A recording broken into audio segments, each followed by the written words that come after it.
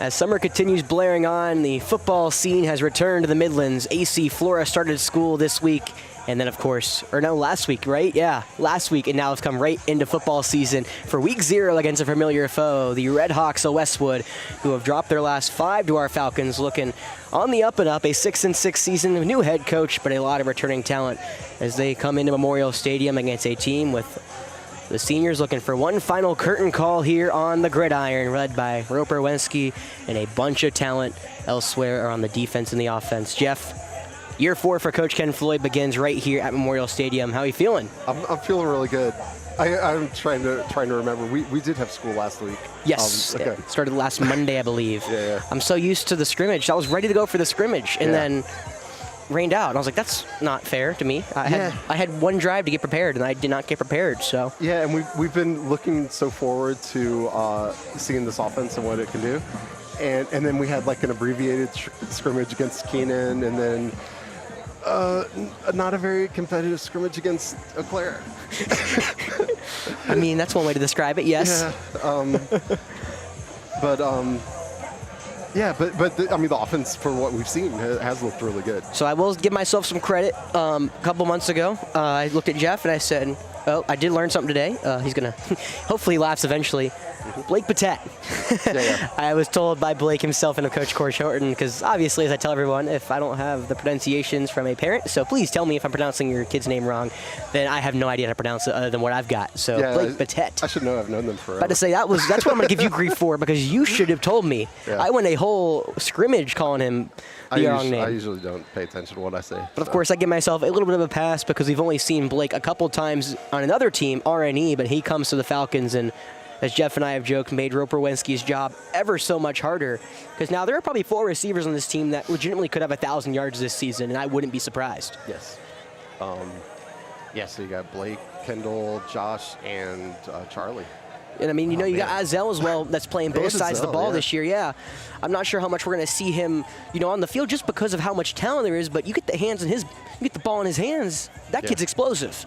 The Harvard commit could take it yard from anywhere. We saw that against Lancaster. Unfortunately, it was called back. However, the DB committed to the Ivy League school gets one more year with us, and I think he's going to be kind of a fun wrinkle we're going to see a lot, as well as, the addition. Blake Patet comes in from RNE. I kind of hypothesized it a little bit. We've seen a little bit of it. He's going to be the outside receiver, but he's also going to get an H-back role here. A lot of receiving out of the backfield, and if you want to see how true that is, go watch play number 1 against Eau Claire, and you can really quickly see how dangerous he is when the ball's in his hands. Yeah.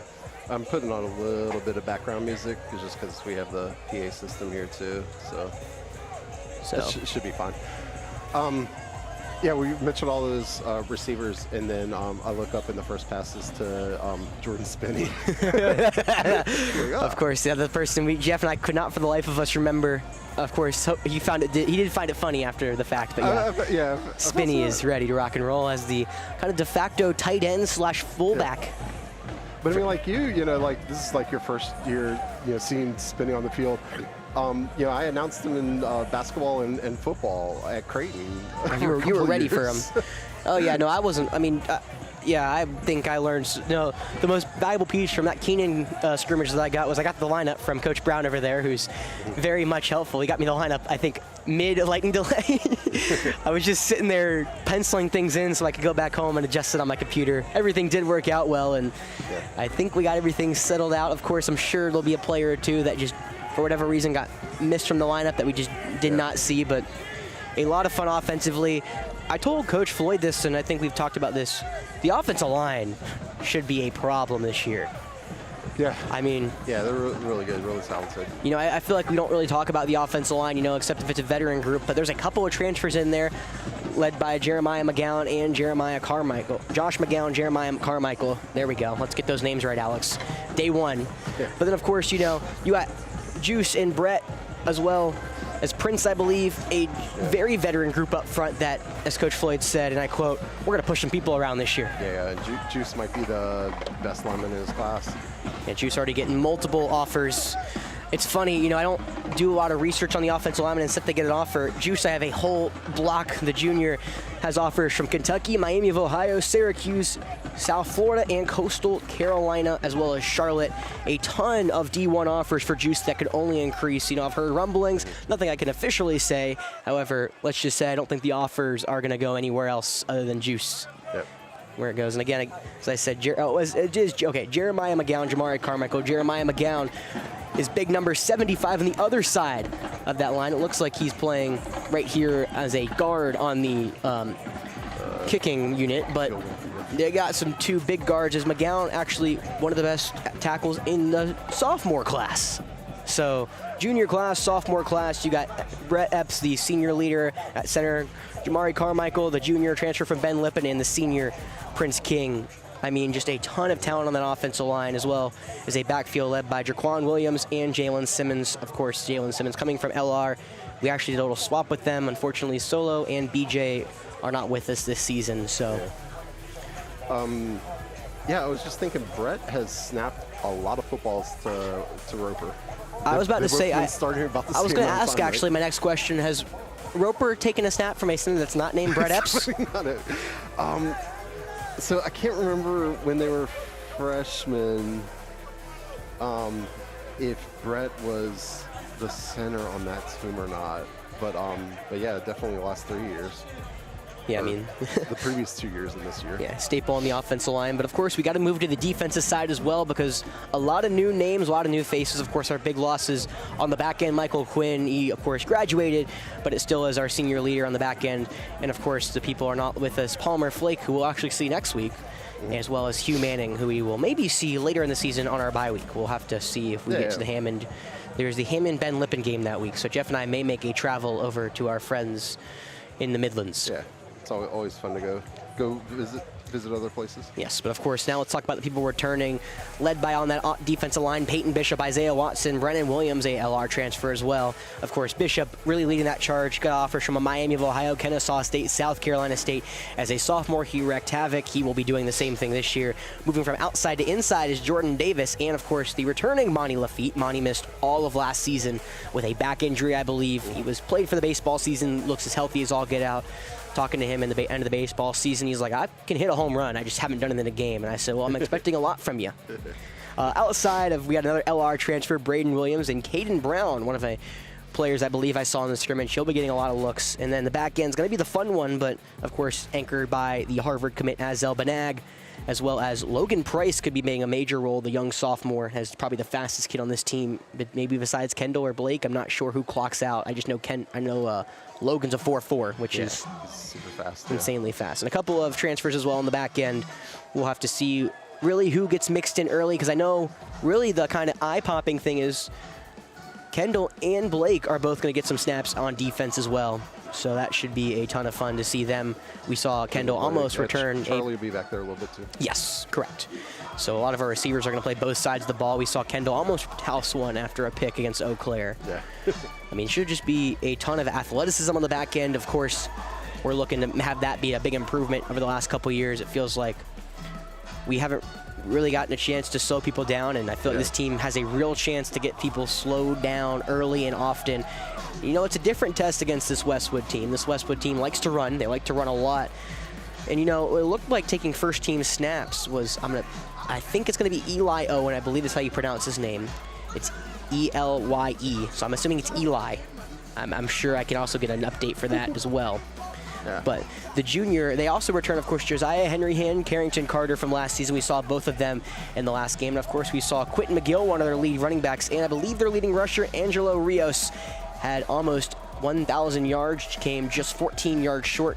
Only a sophomore. He's a junior this season, so watch out for him. A couple of key returning talents on the skill position side, led by Cam Cunningham, number 1, the wide receiver, with 11 receptions, 106 yards, and Tyreek Jenkins, 204 yards for them, and a lot of new people as well. Defensively, they're very young and very new. You know, Westwood has about 30 seniors on their team, as I'm talking your ear off. Over a lot of these guys were on the back end from last year. We saw Justin Washington, Zion Oliver, and a couple of others as well. So a very tough task for Westwood in game 1, coming in against what should be one of the best offenses in the state. Yeah, there's your slew. I'm sure we'll get more into it next week when Jeff and I are being kicked out of our job. Yeah, I forget about that. Yeah, it's going to get crowded up here next week. Very crowded, but we've done it before. Although, Watch Fox's footprint was a lot smaller than I was expecting it to be. They had a few cameras up here. Well, I'm pretty sure their cameras are actually unmanned up here, which, right? No, they had people. Okay. There were definitely people. Just don't remember it. Because if there weren't people, I would have been like, oh, we're going live. Oh gosh, no. We're planning on doing a version of what we did 2 years ago at Chapin, the best pregame show ever, part 2. Yes, for sure. Where me and Jeff will be talking about. I titled it that, didn't I? Yeah, that's yeah. I remember. That's great. So yeah, I believe that we'll be talking. You'll get a lot of more formal introductions to our team. We'll see kind of how we performed tonight, and I'll introduce you more to the players. Of course, I went over the SparkNote version, but you'll see kind of how they play and everything tonight, and then we can really kind of bridge you in next week. And, of course, you saw with Jeff at the Sportsorama how we played. And, again, it was Eau Claire, so it wasn't a 4A or 5A team, but looked very, very dangerous. Yeah. Yeah, and versatile. I mean, I don't know that we threw it to the same person twice. Did we? I mean, we've joked, Jeff. I mean, the joking is getting serious. Genuinely, I think Roper has the hardest job on this team because there are 4 receivers that can hit 1,000 yards, and I wouldn't be surprised. Yeah. And potentially, you've got other people, as I said, like Azel, and of course the running backs, just to get thrown in there. Yeah, Charlie was the only one that caught multiple passes because he caught one from Roper and one from his brother. Yeah, of course, shout out. We've had a couple commits for Flora, of course, if they're listening post-mortem. Shout out Charlie Scott coming into the Citadel for baseball, so not football, but we'll see him on the diamond this upcoming spring for AC Flora. So there's a couple of people that aren't with us right now, and the notable one, the ace of the Falcons, Sam McCutcheon, going to Newberry. Yeah, excited for Sam. Yeah, some awesome commitments. Of course, Azel committed to Harvard over the summer, and Blake Batet, Dartmouth. Yeah. I believe those are the ones that I've got so far. Everyone else got a lot of offers. I believe Roper's last one came from ETSU. Again, Peyton's got a couple, and we're just going to... I'll keep adding more and more as the game goes on. I'm sure this season will come with a lot of offers for our team. Yeah, awesome. Lots of excitement to look forward to. All right, speaking of excitement, the Flora Regiment Band is about to play the national anthem. I got to keep the background music on until they turn the music off. Well, while we wait for that, I want to give a special thank you to our sponsor for tonight. Of course, Game 1 sponsor is always the most fun one, and tonight it goes to the Mill Pond Steakhouse. Discover why Mill Pond Steakhouse is beloved by locals and visitors alike. Located in charming Boykin, South Carolina, the restaurant combines rustic elegance with southern hospitality for a one-of-a-kind dining experience. Though their steaks are Pond's claim to fame, they offer a variety of American cuisine amidst historic and incredibly scenic surroundings. Perfect for special occasions, romantic dinners, or whatever you crave, especially exceptional food in an unforgettable setting. Visit millpondsteakhouse.com or call 803-423-8825 to book a reservation today. Awesome. We got another new sponsor this year, Radical Law. They will be the mainstream sponsor the next game. I don't know that. Well, I guess the third game is what the Greenville one. Yeah, we're going to Southside Christian. So please let us come. Hopefully, we'll get to get the next home game is actually South Point that we can do. Oh man. Yeah, because we go to Southside and Lawrence before returning to South Point week 4, I believe, game 5. All right, here we go. Flora Regiment Band, led by Kevin Sweat. Performed by the AC Flora Falcon Regiments, conducted by the Director of Bands, Mr. Kevin Sweats.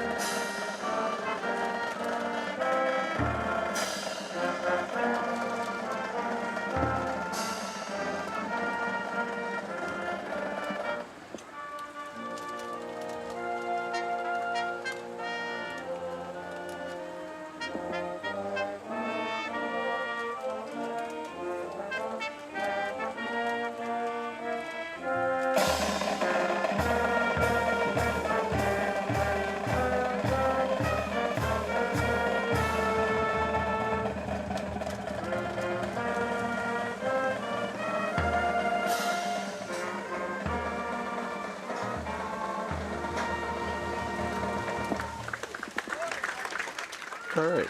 Check. Okay, nice. I had to turn up my headset, because I don't have my external microphone on the camera for the band.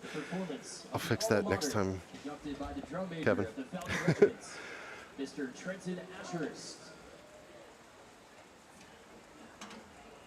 Okay, turn that back up.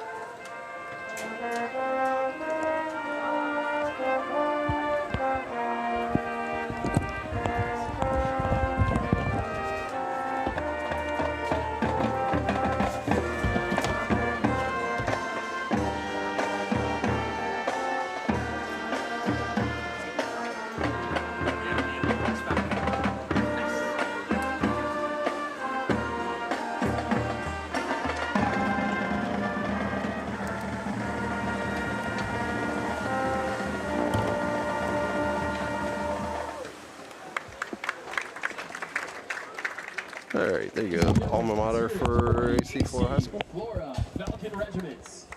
Check. Check. Okay. Are we good? Yeah, we're good. Okay. I Don't scare me like that, Jeff. No, I had to adjust my volume for the band. Well, it's okay. Jeff decided to not even plug my headset in to begin the game, so he was really trying to get me off the stream as quickly as possible. Yeah.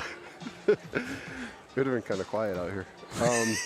Thanks. Yeah. Not sure if it's a good thing or a bad thing, but we'll go with both.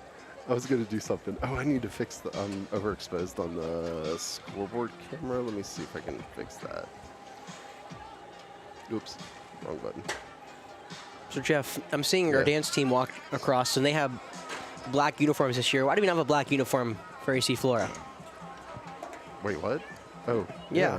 Oh, you mean like football team? Yeah. Yeah, I don't know. I never had. I know. Blackouts are becoming more and more common. Yeah. I also will say Jeff and I are both 0 for 1 in the matching colors because we decided to wear red against Westwood. Wait. Oh, the team did. Yeah. I was like, no, we got it. We're good. All right, I need to figure out how. Yeah. No, Jeff and I are in our powder blue, our Flora blues, while the team is in all reds against Westwood. So, Yeah. Coach Floyd doing me no favors here in game 1. And I even looked at the game, like the script, like the sports are on. I'm like, oh, we wore red last week. Well, we won't wear red again. We wore red again. That's all right. What am I trying to do?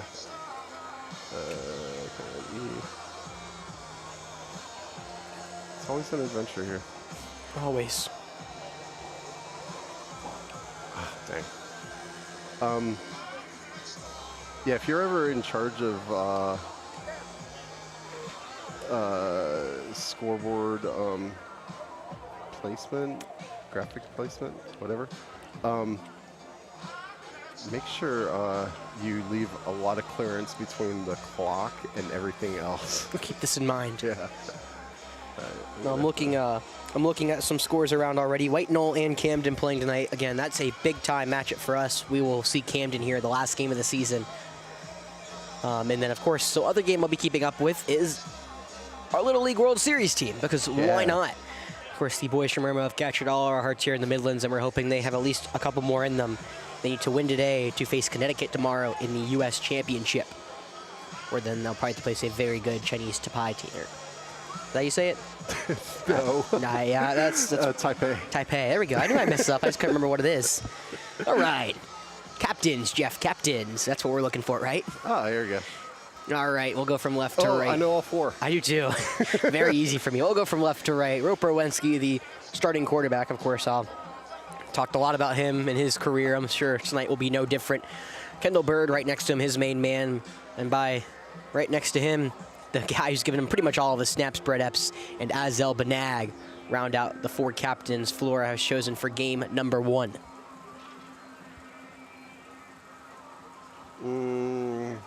Westwood momentarily captainless. Yes, I'm sure it'll bring out a couple in a second. Yeah.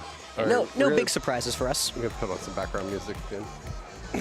Yeah, we are ready to run out. Westwood is not, but we still got 8 minutes left, so a lot of time to kill.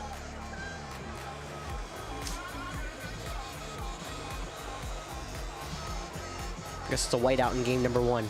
Yeah. Is that why Issa was wearing his? Yeah. Oh, I should have known. You're so smart. Wait, where is Issa? Huh? I saw Issa walking across, like, when we were talking. Well, when I was talking, rather. There's no we, really. Sorry. You know, when I get rambling, I just can't stop. Yeah. I'm super excited about the season, if you can't tell. It's a nice night. It is nice. After all of the thunderstorms and... Say, it was really hot before the thunderstorms, then the thunderstorms hit, and it kind of really cooled off. Like, I mean, really cooled off. I guess we got that, the hurricane off the coast, which kind of keeps things cool. Yeah, it's going to come in soon, and that's not going to be ideal. But hopefully not a rehash of last year. Yeah. You know, I've now called a Saturday game here, Memorial, a Thursday game, and potentially going to be, hopefully, a lot of Friday games. There's a wasp nest there, Jeff. Yeah, I know. Oh. I didn't want to scare you. Well, if I die up here, I'm blaming you. Did we know for sure that was going to happen if you get the? No, there's actually zero idea. There's actually zero clue. Oh, man. I could not react at all. Well, this could be exciting. For who? Well, I guess me. Not very exciting for you. Oh, thanks, Jeff. Captains on the Westwood side. Running back number 0, Angelo Rios. And then number 5, the DB, Zion Oliver. Visitors from Westwood High School. Number 0, Angelo Rios, junior running back. Number 5, Zion Oliver, senior defensive back. I guess I can turn off the background music now. All right, Jeff, you cannot miss the coin toss. Yeah, I can. I miss it almost every time. Miss a lot. Number 1, Azel Benag. Senior receiver and quarterback. Number 3, Kendall Bird. Senior offensive lineman. So number I have 70, Kendall's Brett picture on Epps. the thumbnail for this stream, And but I've senior taken pictures of those quarterback, three. number 5, So Rover the other Wolski. 3, sorry. Yeah, all no. So what you're saying is Kendall needs to have a good game tonight Westwood. He does. to live up to his expectations for the Falcons. That's right. They will call the coin toss. Oh man, I need more background music. AC/DC, you know. AC/DC. Oh, they won it, but they declined. Westwood has won the So coin toss and has We'll get, Forwards our get offense involved. gets the ball first. all right. AC Let's have some Flora fun. will receive the opening kickoff. Westwood will receive the kick to begin the second half of play. Thursday night lights to begin the season, Memorial Stadium. Westwood, AC Flora, former region foes that has been dominated by the Falcons as of late again, winning 5 straight against Westwood. 2019, 20, 21, 22, and 20, 21, 22, 23, and 24 is what it was. Westwood's only win came all the way back in 2013. So, when I was in middle school. It's been that long. Yeah, it's been that long. Wow. Again, they're a new school, so we only have played 6 games against them. But of course, they were part of our region for multiple years and have now moved to 5A. Their first season in 5A was very successful, actually. 6-6. Talk a little about the Red Hawks while we wait. Yeah, it's good for going up. 6-6. Their first playoff win in about 5 years since 2019. They got a win last season before they lost to Berkeley in the second round of the playoffs. But again, they were the only 3 wins the year before, so it's a very, as their first-year head coach, Coach Burris, told me before the game, he said a very hungry team, but a team that he's very excited to see what they can accomplish in his year 1 as well, with a ton of seniors. Again, he said about 30-ish seniors on this team. And trust me, it's a lot of seniors and juniors that really round out Westwood's team. We have a lot of seniors as well, but there's a couple of young sophomores sprinkled into the lineup. There's not really many sophomores sprinkled into that lineup at Westwood, so. He said this is going to be a fun year. May have to reset next year in a way, but they're looking for some fun. And looking to hopefully, he said, compete against the AC Flora Falcons. He gave very high praise to Coach Floyd and us. He said, the plan is to build a program like AC Flora. We'll see if the Falcons can get back to a state championship. And it starts today. Tell a friend to tell a friend we're back. All right. Game number 1. Good to be back with high school football. Oh yeah, Jaquan gets the flag bearing duties this evening.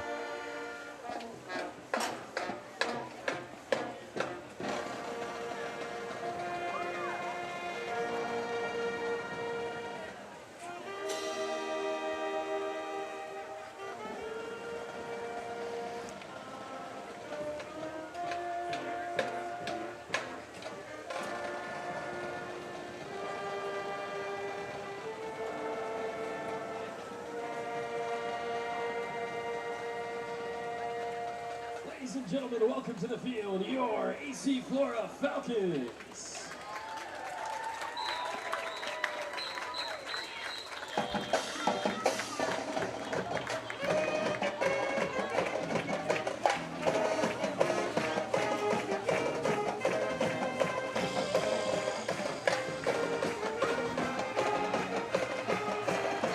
Westwood in their all whites. First team to run out.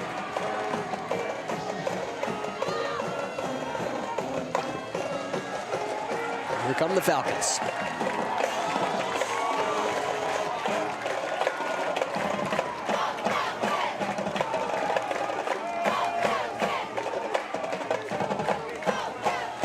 Flora ranked as high as 5 in the preseason polls, 5 on Max Preps in 4A, ranked at 7 in the state's preseason poll. Usually I use the state preseason poll because that has all the media in it. And of course, our own Lou Bajak is one of the main people that contribute to that. So that's the media pool I use from the state. Westwood unranked, but again, they're one of the teams that I've heard some people say, this is a team that could really make some noise in 5A. Again, you got a really good coach over there. I was able to talk to Coach Burris before the game. He was a pleasure to talk to, gave me a lot of information on this Westwood team, said he's ready to bring a kind of a family-like atmosphere like he had in Lamar last season to Westwood. Says that with a lot of senior talent, it's pretty easy, but he definitely wants to establish what he had at Lamar last year, which is, well, to be pretty blunt and honest, a culture that cannot be described by anything else. He still has a group chat with all of his former coaches from last year. Oh, nice. Yeah, so he said, and I quote, I was, you know, got a lot of, they're a football town, a lot of things I wanted to do. There wasn't many no's. So they're very nice to him, and now he looks to bring that here to Westwood. Game number 1, and the offense for the Falcons will get their chance to shine early.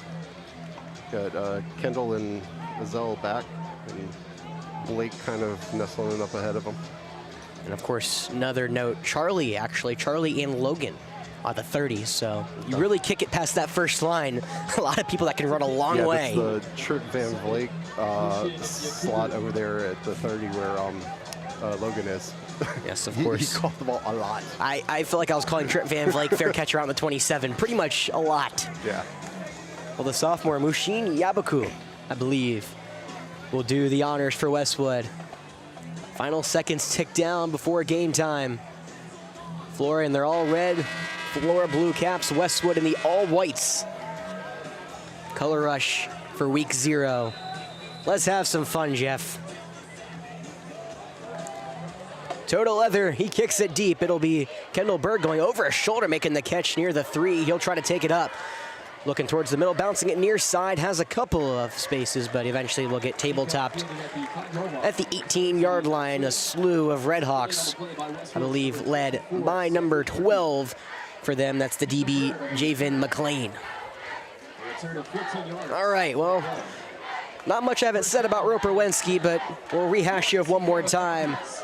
The senior quarterback took over after Heath Moser went down at halftime back against Greenwood 2 years ago, and he has not looked back. Last year, 2,684 yards. Now the all-state quarterback looking to start off strong. He'll start on that right hash, going from left to right. 2 receivers up top. You got Josh Davis, back from injury, on the bottom. First snap, he looks left. It's a pass to Davis. Curl route past the 25. Stiff arm, it gets dragged down near the 30. In coverage and making the tackle, 15, the DB, Dominic Armstrong, the junior. Quick pitch and catch for a first down. That was easy, Jeff. Yeah, I didn't even get to push any buttons on my scoreboard. I believe a 15-yard completion is Josh Davis. Welcome back, an ACL tear for him in the Chapin game last year. He gets the first play. 1st and 10 on our own 32-yard line, right hash. Looks like equipment violation, and that will be Jamari Carmichael having to run off real quick. I believe a knee pad problem for him. We've had a lot of those. As there's already a number I actually don't have on the roster, so making sure his knee pads are right on line.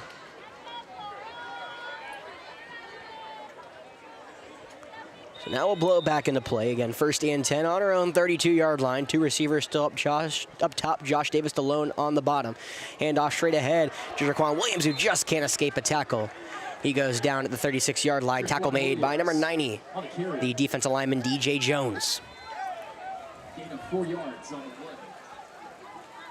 Yeah, I was listening to prepare for this game, the Ohio State play-by-play broadcaster, because I did a lot of fun games toward the end of the season. I may have listened to the Texas game. But one of the things he always did was ID what position they play, which I thought was interesting. You know, it's something I would kind of try to take a couple things from people whenever I try to listen, and that was one thing I was like, that's a new thing. So, because a lot of people that are listening to here don't know Westwood. Ohio State's the school that's 0-2 against the Gamecocks in bowl games, right? They're also defending national champions, yes. Handoff straight ahead, Jaquan Williams. He'll get a couple near the 40. Tackle made by number 2, the defensive back, Justin Washington. 4-yard carry again for Williams, brings up 3rd and short.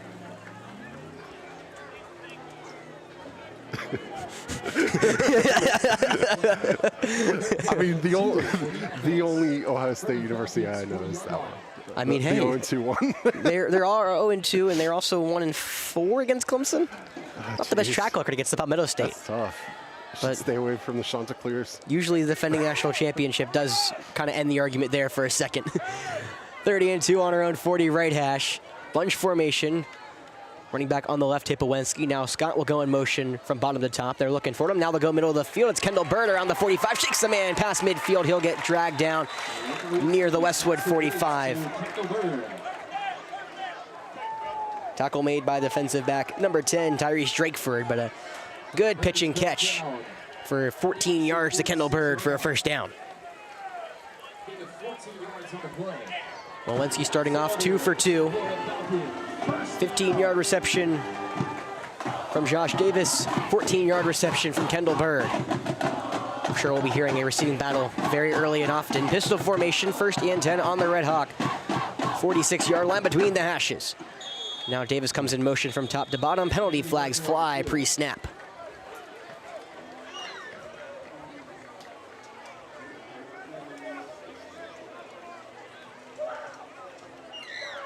False start to begin.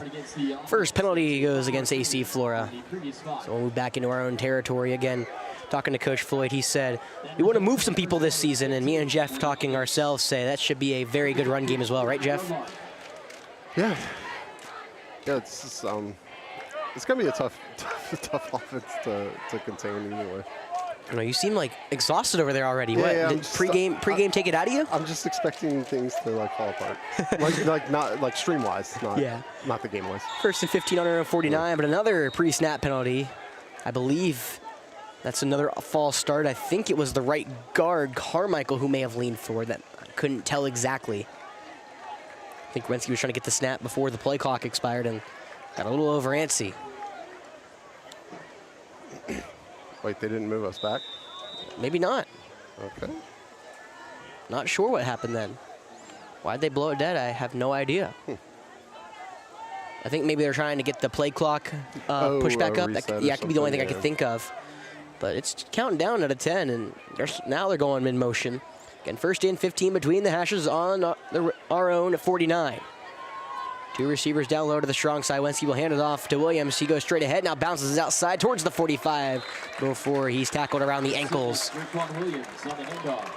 Tackle made by Tyrese Drakeford, again, the DB. But a good carry for Williams, 6 yards on 1st down.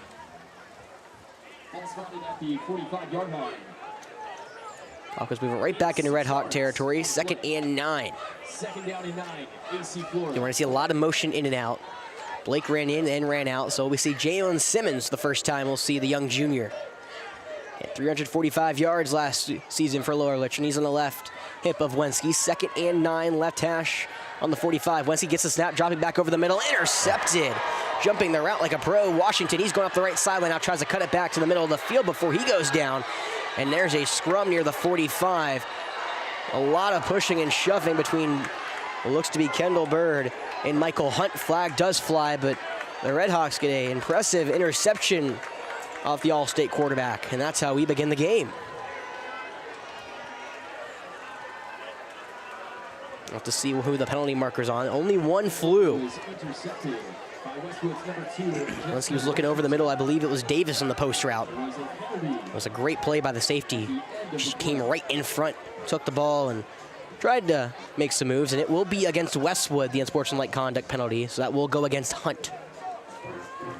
His first unsportsmanlike conduct of the game, of course, 2, and you're ejected, I believe. Correct? Yeah, I believe so. Yeah, because I guess so they were like tangled up and then separated, and then the Westwood player pushed, and that's what the officials see and call. So Westwood will start their offense backed up now on their own 26-yard line. It'll be the young junior Eli Owen leading the offense, pistol formation, right hash on their own 26, first down and 10. Handoff left side, it's Rios on the stretch. He gets outside the hashes, trying to make a man miss, and Logan Price will drag him down before the rest of the Falcons give chase. The almost 1,000-yard back from last season gets 4 on the first carry of the season. He'll be tackled at the 30. And we talked a lot about Logan Price. Logan came from the other side of the field running a 4.4. He's very dangerous. 2nd and 6 on their own 30, right hash, or left hash, excuse me. They're going from right to left. Now looking for a screen left side, almost picked. Oh, as Elbanag just can't run it down. He almost stepped in front of Cam Cunningham and took it the other way. Instead, Cunningham was able to get a hand on it, and another flag flies. This may be a sideline warning, though. What an explosive start to this game. The Harvard commit almost gave some fireworks early.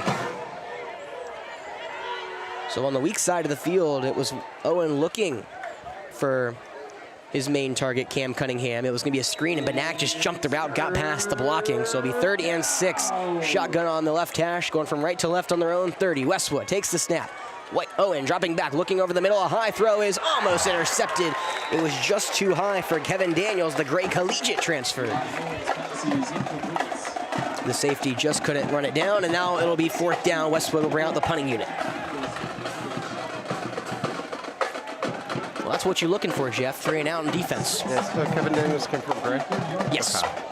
And we have 2 transfers on the back end. I wasn't sure who's going to get the start, but it looks to be Kevin Daniels and number 9, the Cardinal Newman transfer, Larry Pickett. Again, you'll see a lot of receivers playing both sides of the ball. But so far, it looked to be Daniels in the back end in the first series, and what team will come out here for the first time today? Looks to be number 22, the running back, Javon Howard. He boots that one deep. It's Petit and Banag, and a short punt taken in by Price at the 40, but he's tackled from behind. Overrunning him and coming back was Javen McClain. Price saw green grass. Maybe not the best reason to take it, but he goes down to the 36-yard line, so a short field for our Falcons. I mean, normally you would want your defensive player to just fair catch that, but Price, like, he does return kicks and returned a bunch of punts last year for JV. The only worry I have with that is, he's so young, you're not looking behind you. And maybe, we haven't seen enough of him yet, so maybe, he could just all of a sudden just see, all right, I'm fast enough. But you are a little scared when you got people coming from behind you trying to ball hawk it and take it away. Because obviously you're not looking behind you when you're trying to catch a punt in the air. So it looks like a little pause in the action. Falcons will come out for their 2nd series. An uncharacteristic pick from Roper Wensky and his first drive of 2025. Wensky only threw 9 interceptions last season compared to 28 touchdowns. Now the senior will come out for round 2. He gets started on the Red Hawk 36-yard line left hash. And of course, Azel Banag up top. It looks to be Kendall Bird here on the bottom. Coach Floyd doing me no favors. 3 and 2 for Davis and Bird. So I got to really look hard to see which one it is. Spinney and Snyder, the 2 tight ends on the right side of the formation. It'll be Simmons bouncing right behind Wensky. He lines up at the 44-yard line. 4 down lineman for Westwood, 1st and 10. Play action pass. Wensky looking left side to Banag, throws a long ball toward the end zone, and it sails incomplete in coverage. Drakeford. Wensky looking for a deep shot, trying to get that interception back into a touchdown. Instead, falls helplessly for 2nd and 10. How are you feeling over there, Jeff? You're usually quiet. No, I mean, yeah, I'm just kind of curious why we just ran 2 in formation, like 2. Only Kendall and Azel went out for passes. Speed kills. But it wasn't. Did we play action? Yes. Okay. Speed kills. Yeah.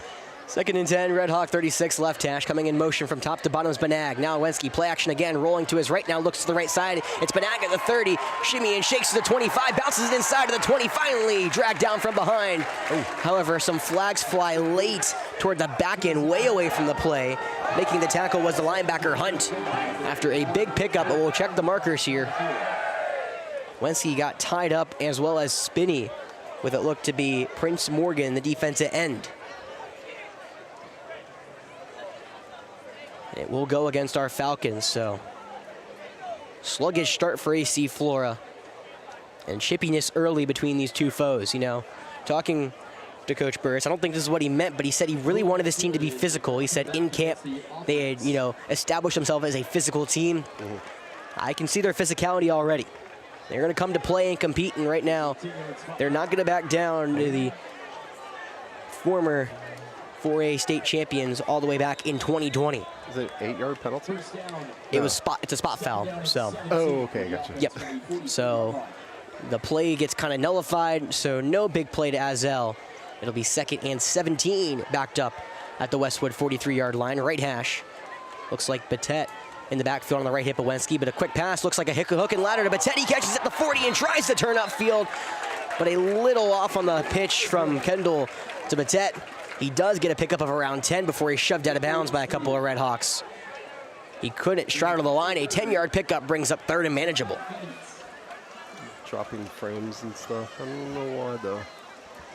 First touch from Blake Batet, almost gone to the house. If that was to the strong side, it may have been a little easier, but it was to the short side of the field, which meant Batet really had to kind of keep himself in the field of play and just took a foot out of bounds. So 3rd and 7 for AC Flora on the Red Hawk 33-yard line. Right hash again going from left to right. 0-0 score, 6:47 to go here in the first quarter.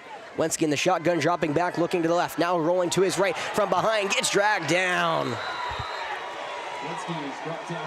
A.J. Mobley, the defensive lineman, does the honors. First sack of the season for either team. And that's a loss of what looks to be 7. Loss of 7 on the play. So 4th and long, but kind of in no man's land, Jeff. And for us, for us it doesn't really matter because I can't really tell until formation comes on. It will be the punt team because our punter is Roper Wenski. Now we saw Roper last year. He has a lot of short line drives, averaging about 34 yards a punt. However, those kicks do run, and if you can do that again, hitting Westwood deep, no deep man for the Red Hawks. High snap, Wenski gets a good punt down. It's going to hit inside the 10, checking up near, no, just bouncing towards the end zone. And now Westwood will come out for their 2nd possession, and there is a flag down near the 30. Near side. I'm not sure who that's on. Usually it's never good for the kicking for the receiving team. Yes. In game 1, got to shake off my rust as well.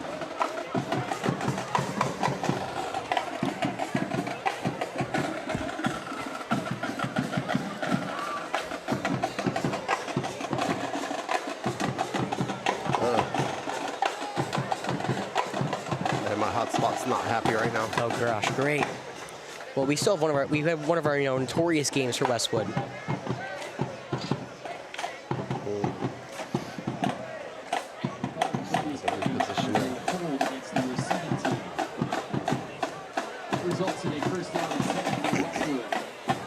So a 10-yard penalty will be assessed after the kickoff, meaning Westwood will start on their own 10-yard line, middle of the field. I don't know much about Eli Owen. However, it will not be him coming out. It will be Carrington Carter, the senior quarterback. Owen started the game, but Carter was their quarterback of the season, throwing for 1,100 yards last season. Pistol formation, middle of the field, 1st and 10 on their own 10. Going from right to left is Westwood.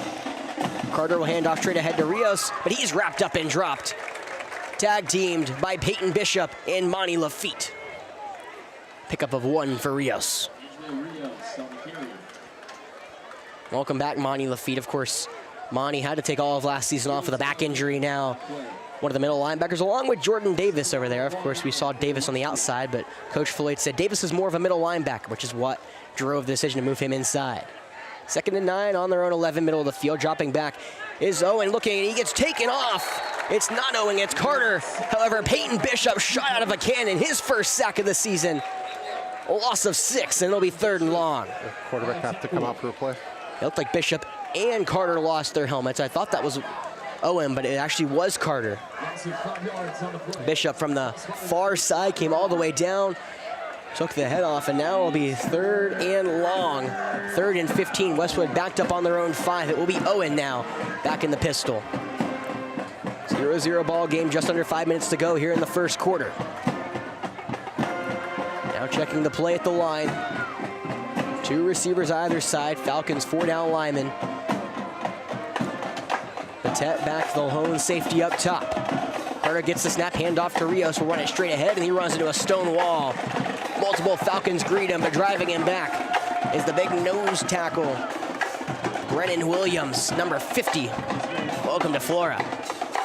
Nose guard, whatever, nose tackle, nose guard, same thing. He tackled him, I'll tell you that. Rios, only his 3rd carry, has gotten 6 yards, and 2 3-and-outs from Westwood to start this game.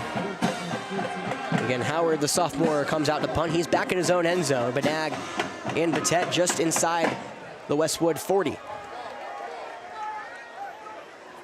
Westwood comes in for punt protect. Flora doesn't look like they're rushing. And they don't. Howard will get a good punt off, and this one will get to around the 35. It will be Patet who has, and he'll try to run up the left sideline. Burst of speed toward the 20, shimmying towards the inside the 20, toward the 19 before he's dragged out of bounds. Again, Blake Patet touched the ball now twice, showing that explosiveness, just ran right by a defender before he was shoved out of bounds. It was A.J. Veal, I believe, the one doing the honors, but Falcons, another short field. They get the ball to start on Westwood's 19-yard line.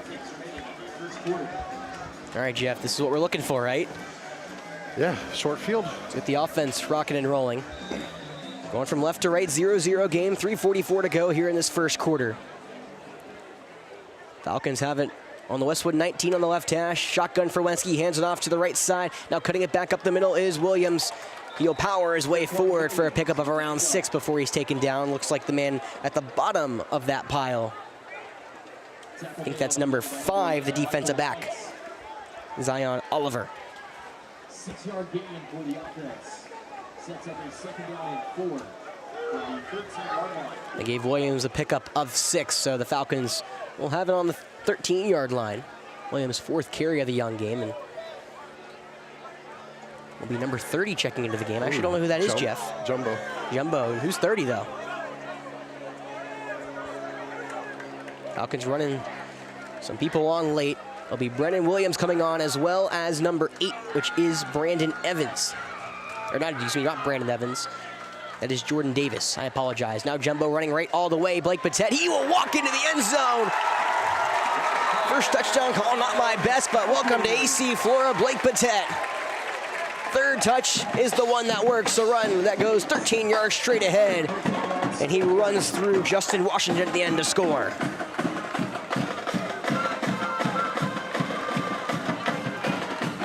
All right. That's how you start, right? Yeah. So you were holding your breath over there. Jeez.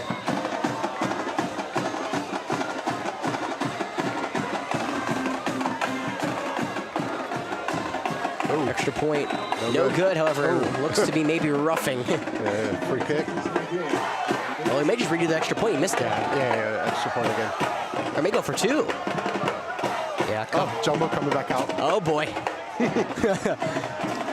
Well, there you go. Jumbo package right after the roughing the kicker. Yeah, you get the ball around the 1, I believe. Maybe 1.5. 1.5, yeah. Yeah, so this is... The cheerleaders running around with the flags. May have to go 1 more second. May have to come out 1 more time. Well, Blake Patet, first touch, that's him in the Wildcat. He did a lot of that at RNE, and he actually got hurt in our game last season, I believe. Yeah. Now... He was looking pretty scary, too. So we were having some trouble with him. Now we get to watch him cause trouble. Well, going for 2 on the 1.5-yard line. Jumbo package set up towards the right side of the field. It's Jaquan Williams on the right hip of Patet. Patet, low snappy, just gonna try to go straight ahead, and the ball comes out, picked up by Williams. However, he'll just fall down at the 6-yard line. Tackle made from behind, coming from that far side of the field, number 45, the linebacker Dante Davis. So 2-point conversion does not work. Falcons lead at 6-0, 2:44 to go.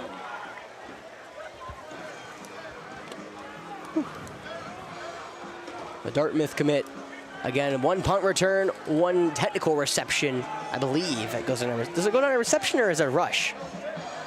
Wait, what? I think actually, so the hook and ladder, I believe Kendall gets the reception, yes. and then Blake gets rushing yards. He gets okay. rushing yards after. So, technically, I don't think Kendall gets a reception for that.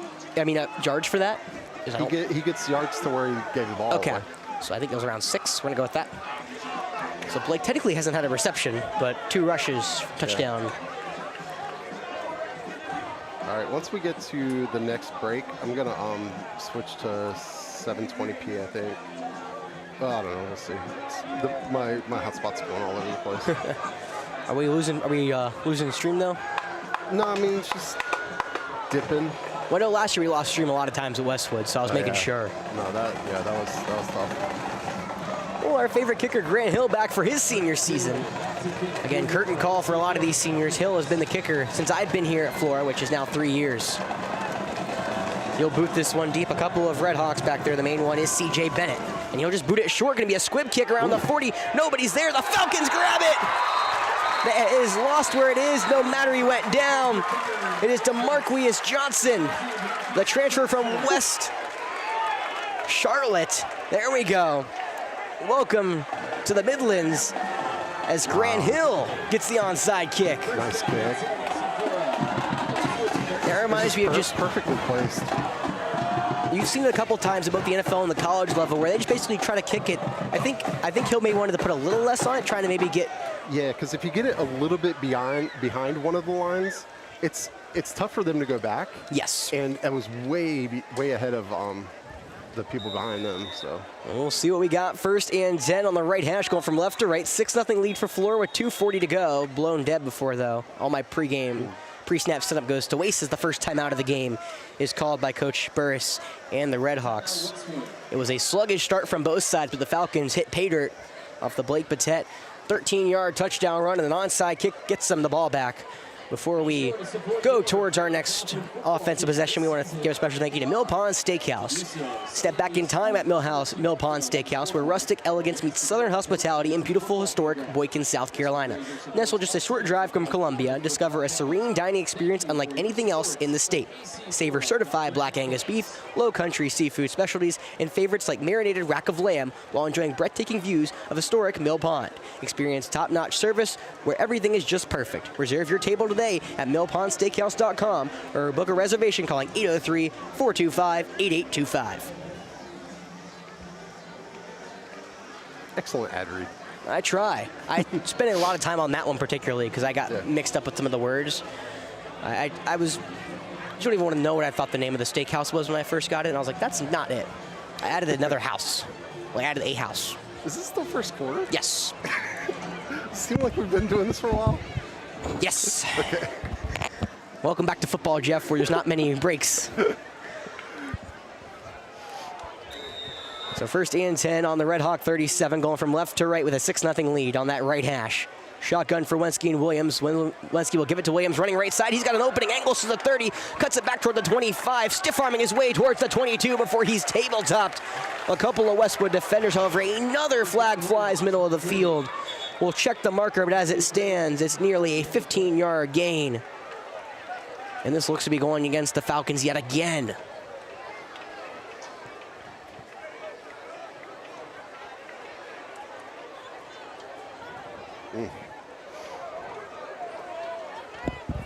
I have an idea, Jeff. Yeah, what's up?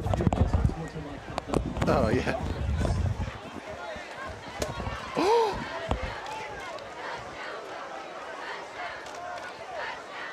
Oh, we're still good. How the heck did I do that? I dropped the hotspot. It was up here. Oh, I must have crossed a cord. Yeah, but Jeez. it didn't unplug.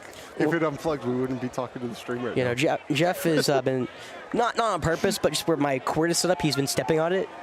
And I like to pace enough. I'm going to say we're going to give this about 5 feet of space. Yeah. Okay. Yeah, just making sure that. Nice. The hotspot's been having a tough enough night. No streaming fail quite yet for me yet. Don't worry, I've hit my stride in there a couple times. That's a good student section here for game number 1, Jeff. White out. Yeah, it's nice. Wait, so we don't know where the ball is. No. Oh, is it offsetting or something? It might be offsetting.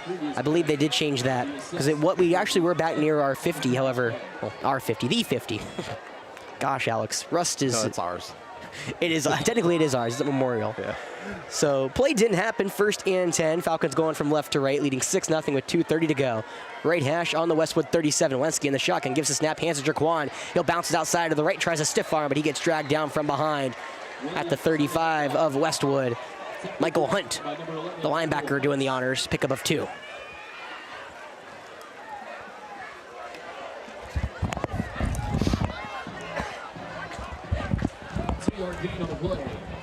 So after Williams got all the hard work done the first time we ran first down, the second time he only gets 2. 2nd and 8 at the Westwood 35-yard line. Right hash pistol. Josh Davis up top, near side, Kendall Bird. Westwood loading up the box, they have 8. And a flag flies as Wensky just gets the snap low. Another false start. False start against the offense. I have another idea, Jeff. Yeah, what's that?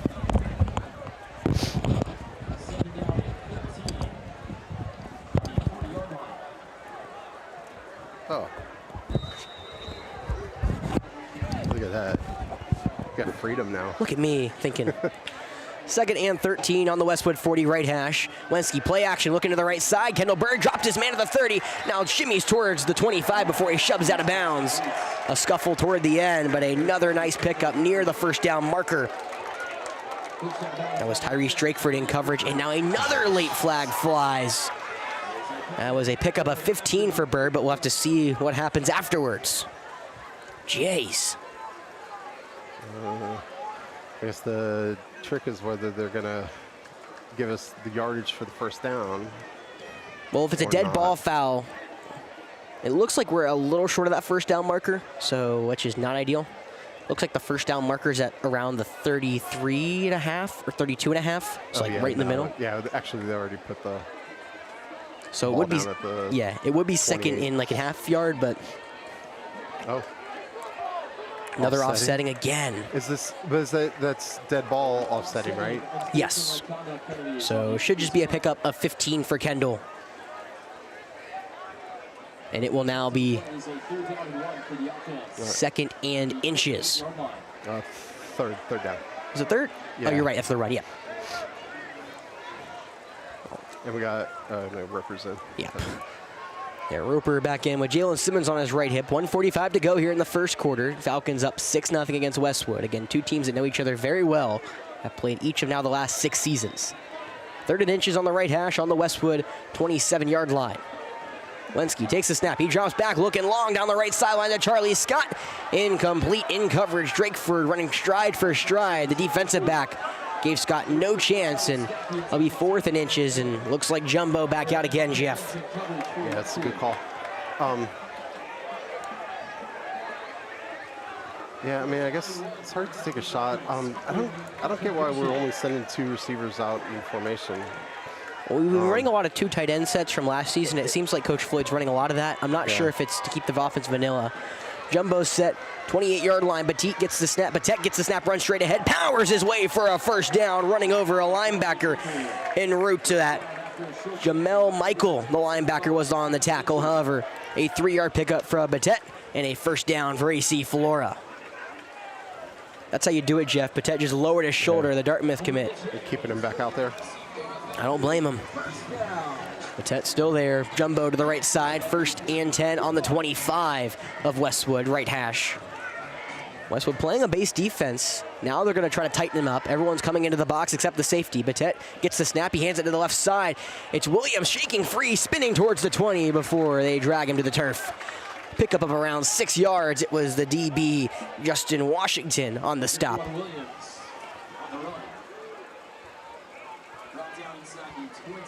I'm like looking at Jaquan's running so far. He's running really tough. Yeah. He's not, the biggest stature guy, but he's putting his shoulder down, getting those hard yards. So 2nd and 4, Falcons have it on the Westwood 19 between the hashes. Shotgun for Wensky, 4 down lineman for the Redhawks. Under a minute to go here in the first quarter. Wensky, quick pass out to the right side, off the hands of Kendall Bird, incomplete. In coverage was Drakeford, and he'll bring up 3rd down. So the 3rd down back seems like it's going to be Jalen Simmons. Simmons, 345 yards last season for LR. Blake Batet, jeez, there we go. Blake Batet, 1,158 yards last season for R&E. 2 big transfers on offense. 3rd and 4 on the nice Westwood 19. Handoff straight ahead to Simmons. He's trying to power his way and still dragging a defender near the 1st down marker before a slew of Redhawks take him down to the turf. At the bottom of the pile was the linebacker Dante Davis. However, a 5-yard trudge right up the middle gives the Falcons a 1st down. A hard-nosed first run for Simmons in the all-red, and the Falcons don't have to snap it. Game clock at 15, play clock at 20. Josh in tight? Yes, Josh in tight, Blake in tight. 1st and 10 on the Westwood 14. They will snap it. They'll pitch it to the right side to Simmons, the short side of the field, and he'll just plunge forward for a couple yards, diving.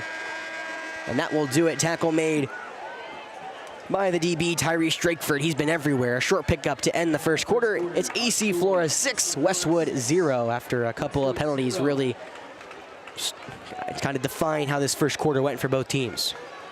And by a couple, I mean a lot of offsetting unsportsmanlike conduct penalties. Yeah, tough to get in any kind of flow with that much yellow on the field. Hey, let's read Radiker Law from... Radiker Law? You didn't tell me you were doing this. You're... Oh, yeah. Whoa, whoa, whoa. Yeah, you got it. It's over there. Oh, gosh. Yeah, we're going to see it. Well, winning doesn't stop with the verdict. Radiker Law can be your partner in both trial and post-judgment proceedings, from serving as co-counsel at the trial level or on appealing to guiding you through collections and damage control strategies. The firm provides the strategic support you need to secure your success. Let them handle your research, writing, and arguments so you can focus on the bigger picture. To learn more about how Drew Radiker can help, visit radikerlaw.com. That's RADEKERLAW.com, or contact Drew at 803-500-0891. There we go. Yeah, I put it on the screen. Oh, well. I got to say it at home for the people listening. No, that's good, yeah.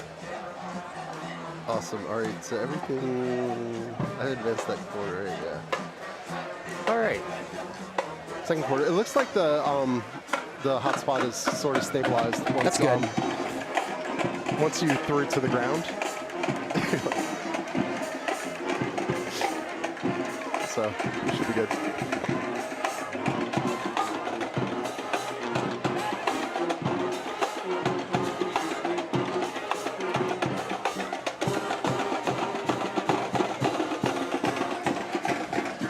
All right, flipping the field, so the Falcons will go from right to left. Okay. Falcons will go from right to left. So it'll be 2nd and 9 after the 1-yard pickup. Falcons will have it on the right hash, going from right to left at the Westwood 13-yard line. But before we start, looks like a knee pad problem yet again, this time on Davis. Or no, it's going to be actually, they look past Davis after they pointed to him and are looking at now the yard markers. Maybe trying to get officials in their pregame, trying to get ready in their positions. Is Zell split out way wide? Yeah, Zell near side. 2nd and 9 in the shotgun. Wenski will just hand it off straight ahead. It'll be Williams bouncing towards the inside, puts his shoulder down near the 8 before he's wrapped up and dropped. Short pickup on the play. I believe that's Zion Oliver on the stop, the DB, the safety. Decent gain on the play, gets the ball inside the 10-yard line. Officially spotted. 4 to go? Yes, so a 5-yard run officially for Williams. 3rd and 4. They have it inside the 10. Westwood 8-yard line. Between the hashes. Wide side Azell. Split way wide. 2 receivers up top. Wenski in the gun with Williams on his left hip. 8 in the box for Westwood. They'll hand it off straight away to Williams. He fights through a couple, knifing his way towards the goal line before he's driven back inside the 5. He got just about the yardage he needed for 1st down. Some more flags yet again, and another one flies after some shoving. Goodness. Zion Oliver was the one for Westwood. It was Williams for AC Flora. Going to take his helmet off, or? Well, yeah, Williams was the one who lost the helmet. I'm not sure which way this will go, though. It was just under first down yards. They only gave him 3 yards on the carry, so it would be a 4th down no matter what happens. Well, unless it's a personal foul against Westwood. Well, yes. I would assume it's offsetting, though, at the very least. Well, except there's talking to Coach Floyd. I think he's wanting an explanation. Because they're looking towards us, not them. Oh, no, they're looking to reset something. Personal foul. Oh. Somebody's been ejected. Is that a second personal foul against? I guess somebody? Against Shaquan. He's walking over to the sideline. And so unsportsmanlike conduct, that may be Williams' for tonight. Again, a lot of hand fighting already, and this one no different. Should be a personal foul on AC Flora, which means 15-yard loss and a long 3rd down now. So we'll reset here. 6-0 lead for the Falcons over Westwood. 11:06 to go here in the first half. Falcons now have it 3rd and long inside the 20. Only marked it off 10 yards. Looks like some other personnel coming on, and oh, it was a 4th. Oh. It was 4th. I guess it must have been a spot foul at the end. So I guess it was during the field of play, which means field goal unit will come on. So I guess technically they gave Jaquan the 3-yard rush and then called the foul. So I guess dead ball rather. Jeez. So a 37-yard field goal from Hill on the right hash. He puts it up. It's definitely long enough, and it is good. Oh, wow. Grant Hill, welcome to the show. He was 2 for 4 last year on field goals. His long was 35 yards. Make that 37 now. The Falcons will lead at 9-0 with 11:02 to go. How about that, Jeff? Yeah, nice kick. All right. Senior back in action.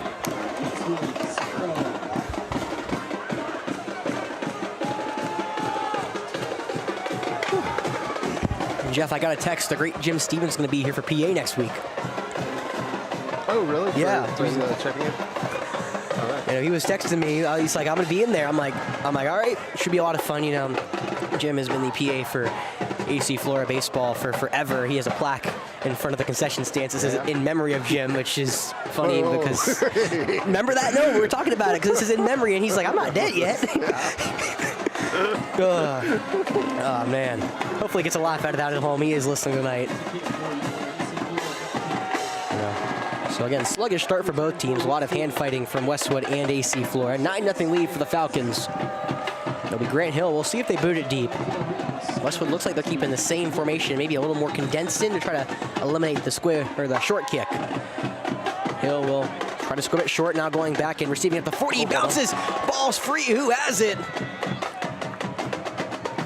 And it will be Westwood possession. So who was trying to catch it was this linebacker, Dante Davis, but it went right through his hands, hit his chest, and hit the turf. I guess they were able to recover it on the 41 of their own, so they'll get now their 3rd offensive possession up and running. Well, up and running is a loose term. So far, it's been 0 for 2, 6 plays, 2 3-and-outs. Falcon defense has been strong to start. We'll see if that changes right here.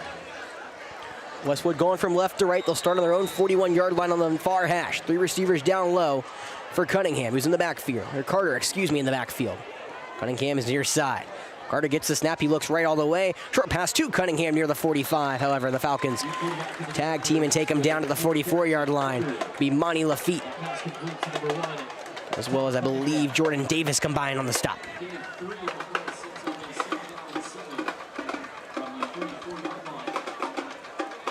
3-yard completion from Carter, so 2nd and 7. They have it on the 44-yard line between the hashes. Pistol formation as Rios right behind Carter. Falcons with 6 in the box. There'll be a stretch play to the left side. Rios bounces it through a hole, and he gets dragged down from behind. Hard tackle for Rios, who picks up a couple. Spotted at the 47-yard line. Tackle made. I believe that was by one of our linemen, Isaiah Watson. Couldn't see who got in there. Also 15, Nasir Walker, a sophomore. It's 3rd down. So a pickup of 4 for Rios. It'll be 3rd and 4. They have the ball, Westwood, on their own 47. Pistol formation, play action. Carter rolling to the right side with a man in his face. He throws a low throw that's almost intercepted. Was unable to grab it, however. That was Peyton Bishop providing pressure. It was almost intercepted by Davis. Instead, it helplessly hits the ground, and it'll be 4th and 4. But decision time for Westwood. They have a chance to go for this, but it looks like punting team will come out. Yeah, you gotta watch the hard count, I guess, here.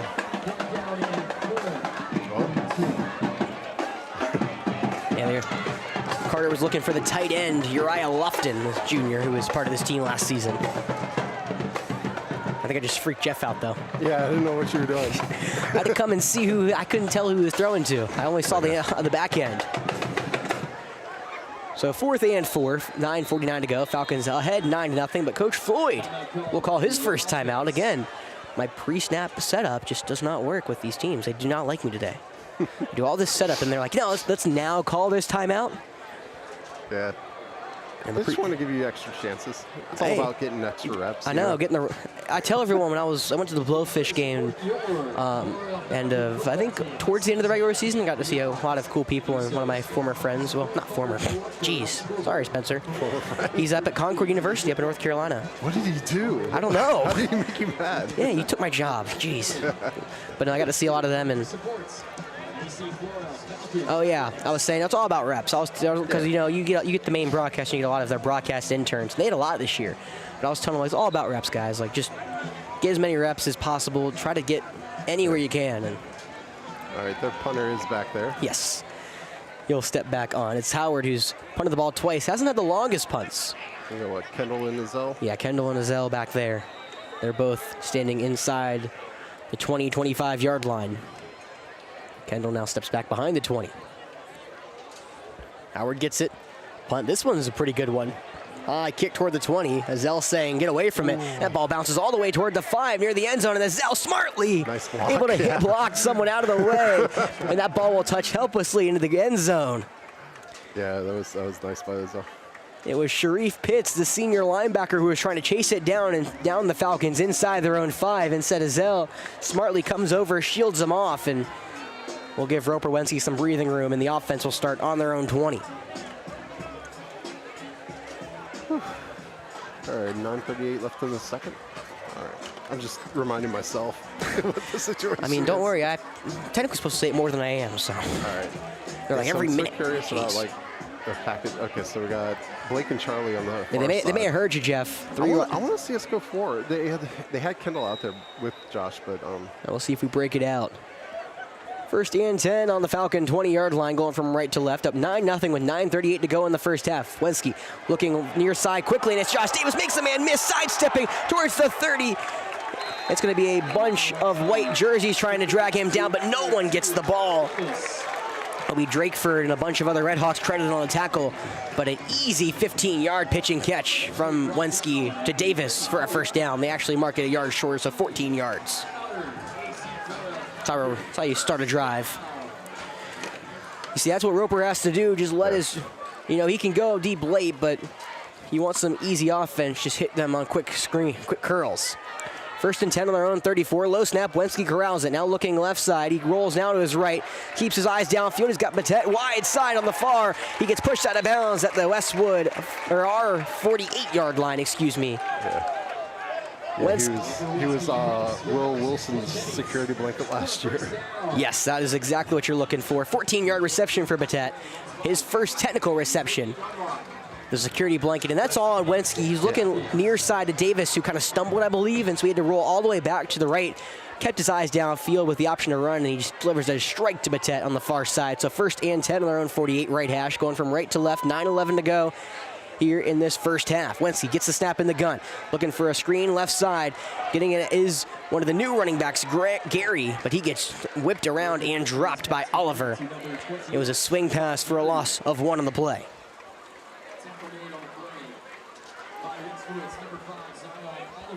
So that's one of our new runners, Trayvon Gary, the sophomore.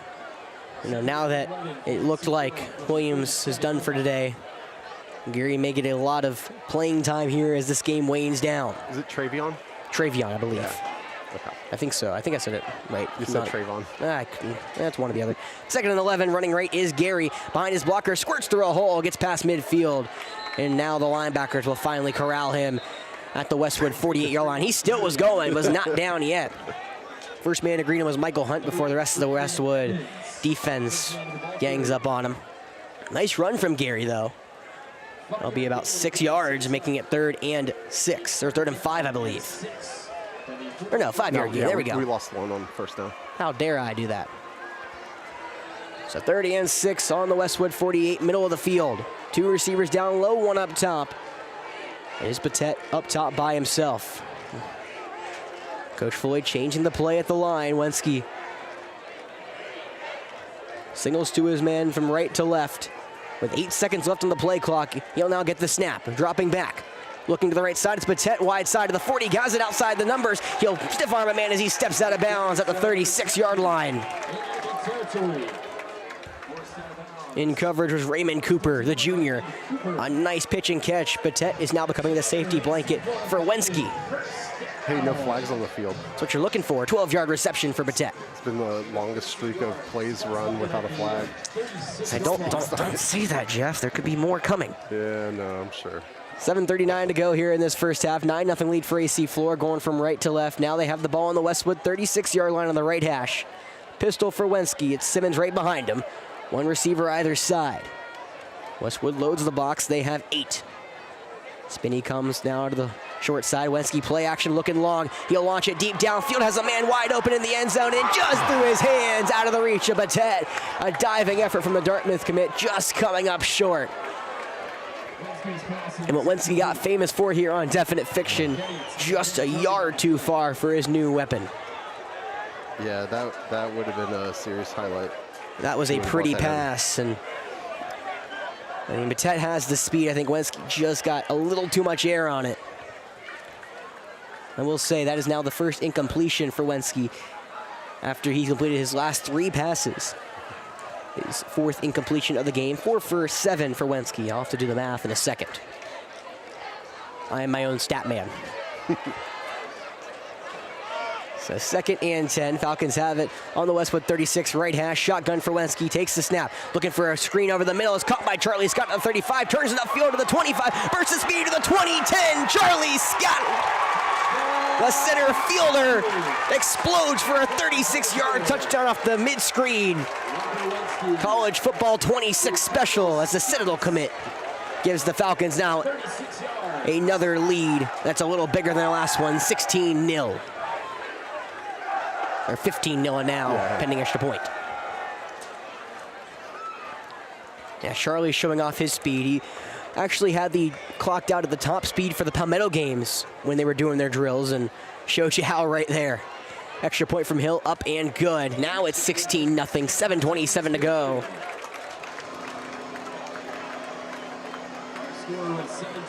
And that's exactly what you're looking for. It comes across from the near side, just offensive line, fake they block, and then all of a sudden take 1 step forward. You got the speedster behind you. Charlie got 1 hole and did not miss it. Yeah, I mean, that underneath should be open all year. Because, teams are going to have to guard against Josh and Kendall, especially the one over the, I mean, all 4 of them, but, and was up. But, yeah, I mean, we just need to do more of that. And if you hit more of that underneath, the over top becomes open. Yes, that is what we were so good about 2 years ago. It was going back to 2 years ago, my first year with this team.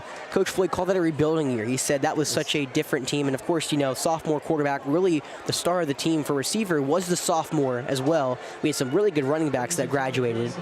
And then now it's a completely new team. He said last year he was rewriting the ship in his quote-unquote words. He said, getting that team really together. And this is the year he said, we're going to try to make a run. And they have a very good chance to do so if you ask anyone down there on the field. Well, Camden up a 14-0 against White Knoll, as I got my update. What'd you say, Camden? Oh, wait. What about the game? I know. I completely forgot. I was a little scared. He was, I was a little nervous with how everything's going here. Yeah. And I got to see if Lou's updated anything. He hasn't said anything in a while, which is not ideal. It's 2-1 Nevada mid-4. We're the home team, so.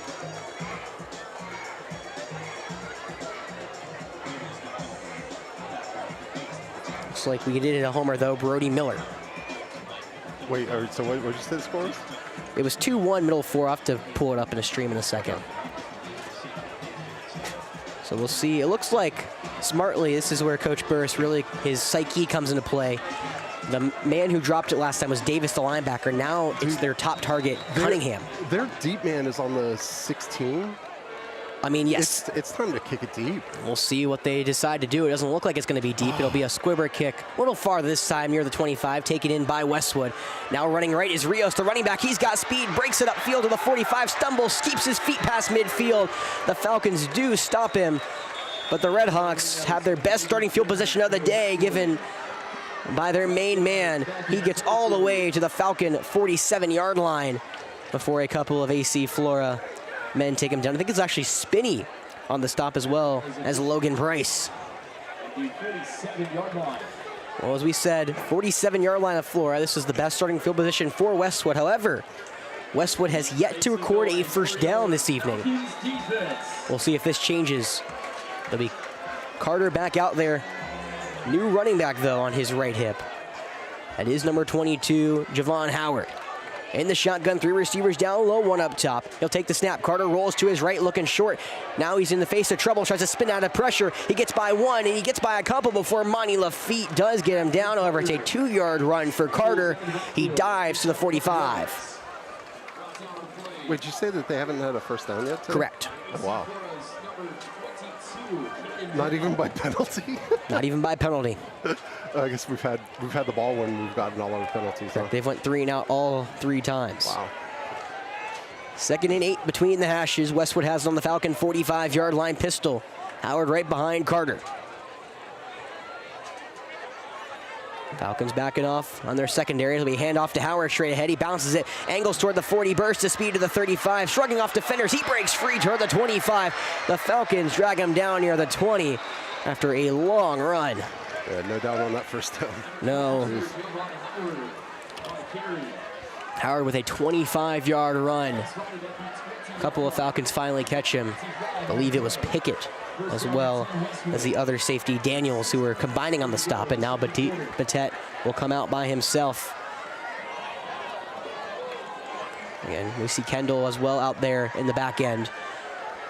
They have the ball on the Falcon 20, 1st and 10 on the left hash, going from left to right, 6:20 to go here in this first half, trailing 16-0 as Westwood. Handoff, left side, Howard tries to break free, but he's just tripped up. Maybe a yard on the carry, but it's big. Number 30, the defensive lineman, Isaiah Watson, on the stop.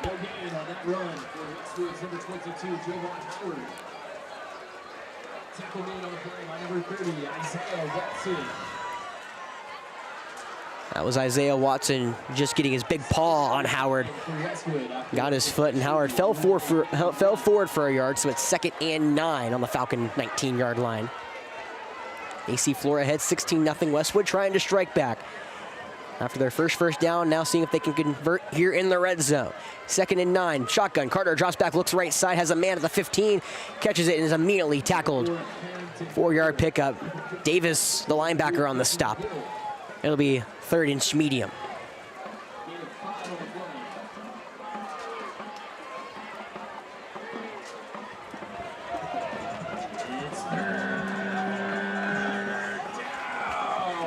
It is McGill on the reception. So a 4-yard pickup, 3rd and 5. They have the ball between the hashes. Westwood does. On the Falcon 15-yard line, in their all whites, and Carter will call a timeout for Westwood, their 2nd of the half. 5:05 to go here in this first half. Falcons, for the first time, we're going to see their defense here in the red zone after a nice run from Howard. Got Westwood, I mean, their best offensive play by a mile. Their 2nd best offensive play has only been about 4 yards. Jeez. Yeah, defense has been good so far, but all you need is one big run, and now Westwood's in business. All right. You gotta shut down the business. Yeah, that is the ideal, yes.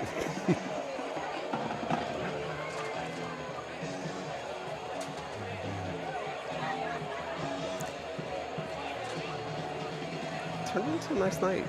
I know, the humidity goes away like when the sun starts really going down, which is really nice. Yeah. I like it. Let's see if I can get an update from the Little League of Irmo. Come on, Lou, help me out. 2-2 in the middle of the 4. Joe Giulietti homer. All right. So 3rd and 4. Westwood has it on the Falcons' 14-yard line. Shotgun for Carter. Rios on his left hip. Rios, play action, looking for a screen left side. Now batted down and will fall helplessly to the ground. Couple of Falcons there on the stop. Peyton Bishop, I think, was the one who got his hand on it, and Caden Brown as well. It'll be 4th down for Westwood. Offense will stay on the field. They'll go for it.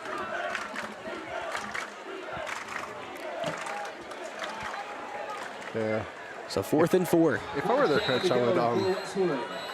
Timeout for Coach Floyd.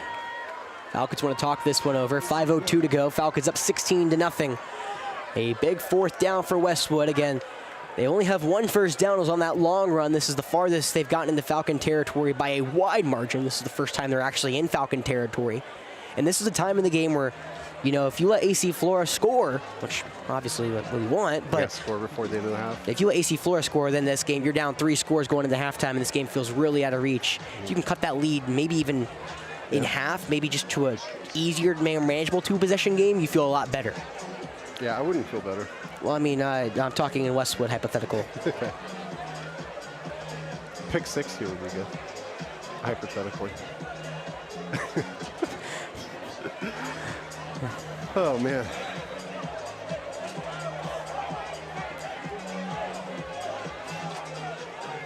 Coming out of the timeouts. It's 4th down. All right. So, again, offense stays on the field. They'll go for it. 4th and 4 for Westwood on the Falcon 14-yard line, middle of the field. Shotgun for Carter. Rios on his left hip. Falcons show pressure. Now they drop back. Carter dropping back, looking to the left side, looking for a wheel route to Rios. Did he catch it? Oh, my goodness, diving into the end zone. Touchdown, Westwood. What a play for the junior, Angelo Rios. Wow. 14-yard pitch and catch from Carter to Rios. A tight window as well. It looked like the safety Pickett, or Daniels, I believe, actually, excuse me, was the one coming in. And that ball just slipped between his hand, I believe. I got under his hand. It looked like it was going to be an interception, and then, yeah, great diving catch there. Well, Rios, 1 reception, 1 touchdown. He'll take that all day. And they will kick the extra point. Yakubu. First time I've called his name since the opening kickoff.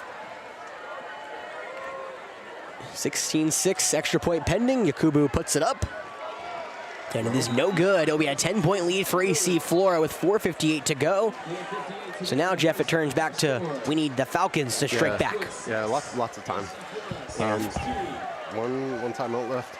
Yes, lots of time. 4 minutes and 58 seconds to be exact.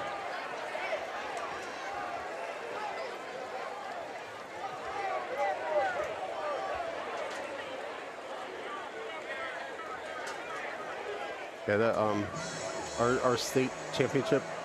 Let's go the other way, guys. State championship team back in 2020 would look at 4:58 and be like, "Oh man, we could score twice." My friend decided. I told you, Jeff, we had a listener. My friend came to the game because his house is like right over there, and he's texting me updates of what he thinks of the game. Oh yeah, how are we doing? Been better. Oh man, I was gonna say I stopped dropping frames, but then I dropped frames. No, he said the throw to Blake was a beautiful ball, and he doesn't know why Westwood didn't go for 2 there. Yeah, Was the 2 late things. yeah, that is kind of curious.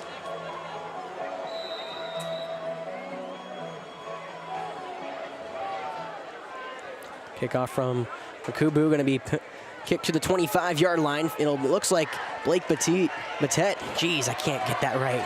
He runs all the way to the 40 and lowers the shoulder against Washington. Blake Batet, who apparently have influenced some, some camaraderie with his teammates. Oh yeah. Yeah, I'm still giving Jeff a hard time. All right. But yeah, Batet gets all the way past the 40 before he's knocked out of bounds at the 42. So the Falcons will start with good field position yet again. Well, the last drive the Falcons put on was their best one of the day.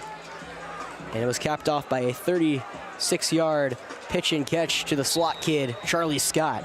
The Citadel commit for baseball, showing his prowess from the center field position now to the receiver position. Of course, he has my highlight reel of after he caught a 42-yard bomb against Emerald. He lines up in the slot. The Falcons have it on their own 42-yard line. Left hash going from right to left, up 16-6. Shotgun, Wensky gets the snap, dropping back now. Scrambles to his right, continuing to look downfield, and now he'll just chuck it and run. He angles his way past the 45 to the 50, makes the man miss toward the 49 of Westwood before he's taken down out of bounds. Shiftiness from the All-State quarterback. Wensky gets 9, tackled on the play. Looked like Prince Morgan. The defensive lineman ran him down. Yeah, I mean, normally you want your quarterback to get out, but the defender was clearly trying to meet him at the boundary. So Yes. it was almost safer just to kind of step inside and. Yes, 2nd and 1 on the Westwood 49 right hash. Handoff straight ahead to Simmons. He bursts through the hole. Tries to angle himself to the the far sideline, but he does get dropped. That was number 47, the linebacker, Sharif Pitts, on the stop. It is a first down after a pickup of 6. Falcons going right from left. 16-6 lead, 4:12 to go here in this first half. Clock will stop on the first down. Have the ball on the Westwood 43-yard line. Shotgun for Wensky. Play action looking over the middle to Charlie Scott's got another 35. Burst of speed. He may be gone yet again, but he's caught at the 15. Tried to split the defenders. I mean, geez, he's so quick, Jeff. Yeah, he is. Yeah, we need lots more of that. Raymond Cooper on the stop. It is a 31-yard completion to Charlie Scott. So into the red zone, 4:06 to go. Falcons have it on the Westwood 12-yard line. Personnel running in and out, pistol formation on the right hash.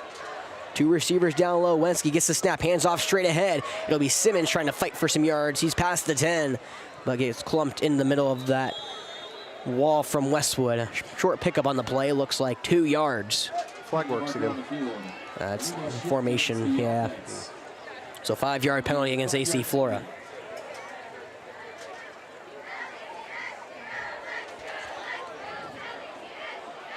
Dang.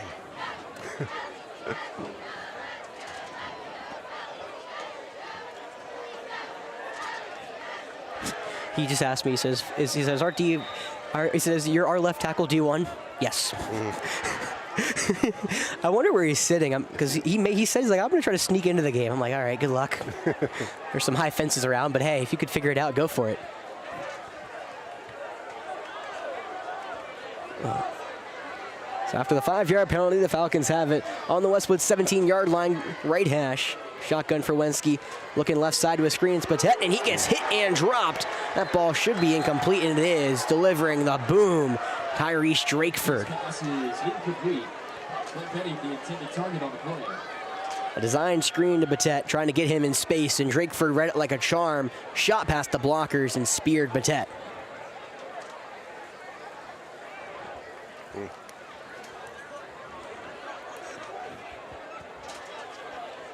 So 3:46 to go here in the first half. Falcons in the red zone, have it on the Westwood 17-yard line.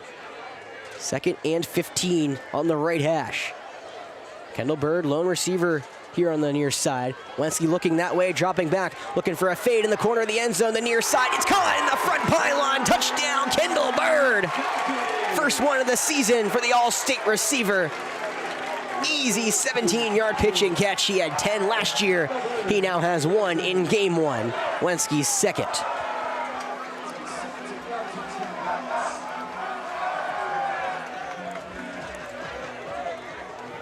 Well, the Falcons spreading it around. Charlie Scott has a touchdown. Blake Patet has a touchdown. And now Kendall Bird has a touchdown. 3:41 to go, 22-6 lead, extra point up and good, 23-6. The Falcons take all of, I think, 80 seconds to respond to that Westwood touchdown, and now a man is down. Looks like McGowan. Looks like a cramp. Okay, well, that's what you're looking for. His toes pointed down like it's a cramp. Yeah, I mean, that's, obviously you don't want a cramp, but yes, that is. If you're going to have an injury, that's the injury. All right, let me fix this. And let's watch it again. I mean, that is about as perfect as you can put it up. And Wensky was looking all the way there and let his receiver do the work. Kendall Bird, a nice corner route to the near pylon, and made it look easy. Yeah, I wonder if they were bigger bucks. Here. I kind of wonder if, like, that would have been like the audible to call because they had no receivers over top, so it was just one-on-one. I wonder if that was the design play or if they called an audible. You know, they might have called a hot route for Kendall. They might have just said, go to the front pylon and catch it. Yeah. I don't know if they would have, 100% called an audible because it really only, I think the defense was normal, except they probably should have had a safety over top on the near side for Kendall. Yeah. And Kendall showed you why he was all-state last year. I mean, 1,104 yards for Kendall last season, 10 touchdowns. He had 7 touchdowns in the last 7 weeks. He was brilliant. And he's got offers from Liberty, Charlotte, ETSU are the 3 big ones. That's definitely deserved. Yeah, he will be a force to be reckoned with at the next level. The senior's been the main man for Oprowensky. He really had to step up last year after Davis, who was supposed to be his helper on the other side, was sidelined with an injury. So he did step up as well, of course. I mean, as we said, over 1,100 yards for the senior. Okay, please kick it deep. Look how, like, yeah, they're now at the 19-yard line. Yeah, Bennett is at the 20-yard line. This has got to go deep. Well, Coach Floyd just called Grant Hill over. Now Hill will put toe to leather, and he'll squib it up the middle. Get a tough off the ball on the ground, and it is taken in by Westwood, diving back on it. That's the DB, Devontae Armstrong, the senior.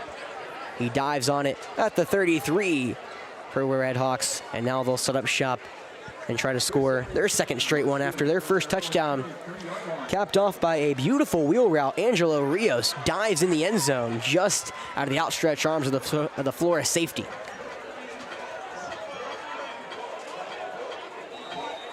I gotta play some music real quick. This is not a stream-friendly song. There's not much there stream-friendly songs. So first and 10, Westwood has it on their own 33-yard line, middle of the field. It's Carter who's taking over the lead now behind the helm. Drops back, looking to the near side, got his hands. Bishop actually goes back to Carter. He can still run it. Again, he cannot throw it. No, he throws it near side. It's a flag, and now a blitz of Falcons. It's actually the defensive tackle, Isaiah Watson, who came and delivered the hit out of bounds. So it's a loss and a penalty, like a loss of down and 5 yards or something from the spot. So, isn't it like that? Yeah, Peyton Bishop was the one who got his hand on it. It looked like a screen to the near side. Actually went to the back to the hands of Carter. Carter mistakenly thought he could throw it again, dumped it off to McGill on the flat here on the near side, and Isaiah Watson made sure McGill remembered who he was.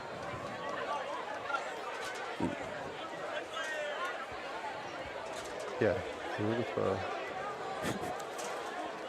The ruling on the field is illegal forward pass against the offense. Yes, it's second down. It's 5 yards plus, 5 yards from the spot plus a down. Yes.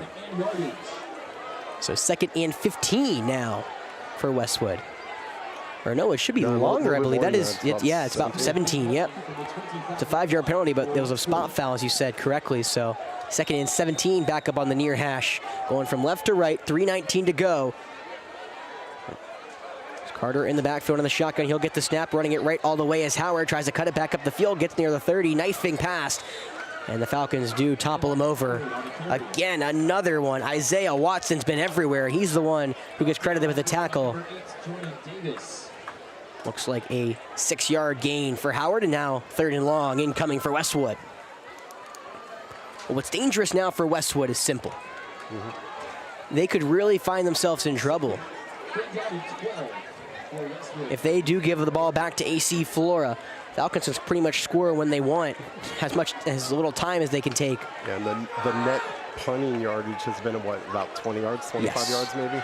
3rd and 11, near hash, left to right on their own 32. Now blitz from Bishop, just a throw-out ball to the near sideline, and it is Cohen Scott caught past midfield, out of bounds at the 47-yard line of AC Flora. He caught that after getting by Kendall Bird.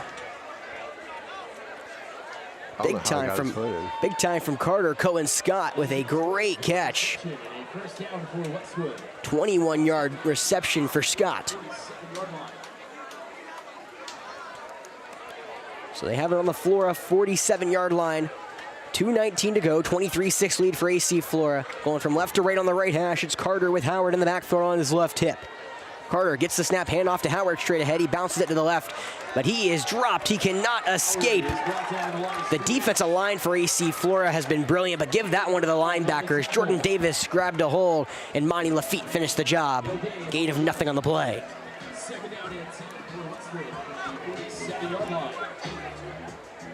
So Westwood now taking their time. Again, they get ball to start the second half. So again, they're trying to do what I try to do in college football unsuccessfully today. I threw a pick at the 1-yard line. Very unhappy before this game. Anyways, they're trying to waste all the time, giving Flora none in scoring themselves. 2nd and 10 on the Falcon 47-yard line on that right hash. Shotgun for Carter.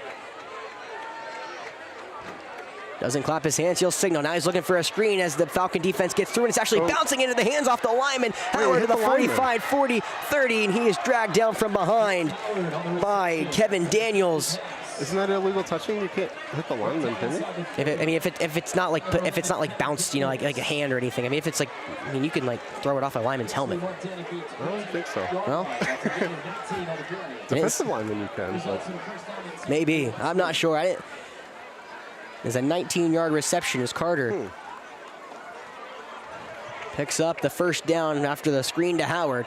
1st and 10 on the Falcon 28 right hash. Now looking left all the way to the strong side. And it is caught by McGill at the 25. He cannot escape a tackle, though. Davis in coverage as Watson was the one to finish him off. Again, Isaiah Watson, the defensive tackle, has been everywhere. 3-yard pickup.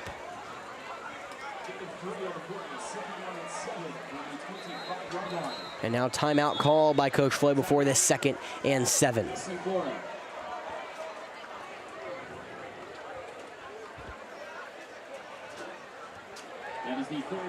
So 43 seconds left to go here in this first half. Falcons up multiple scores, 23-6 over the visiting Westwood Redhawks. And Westwood, after a nice wheel route now, back-to-back big-time drives, trying to move the ball towards the Falcon end zone.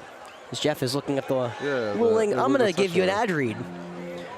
Well, you might want to put some music on the background, Jeff. But discover why Mill Pond Steakhouse is beloved by locals and visitors alike. Located in charming Boykin, South Carolina, the restaurant combines rustic elegance with southern hospitality for a one-of-a-kind dining experience.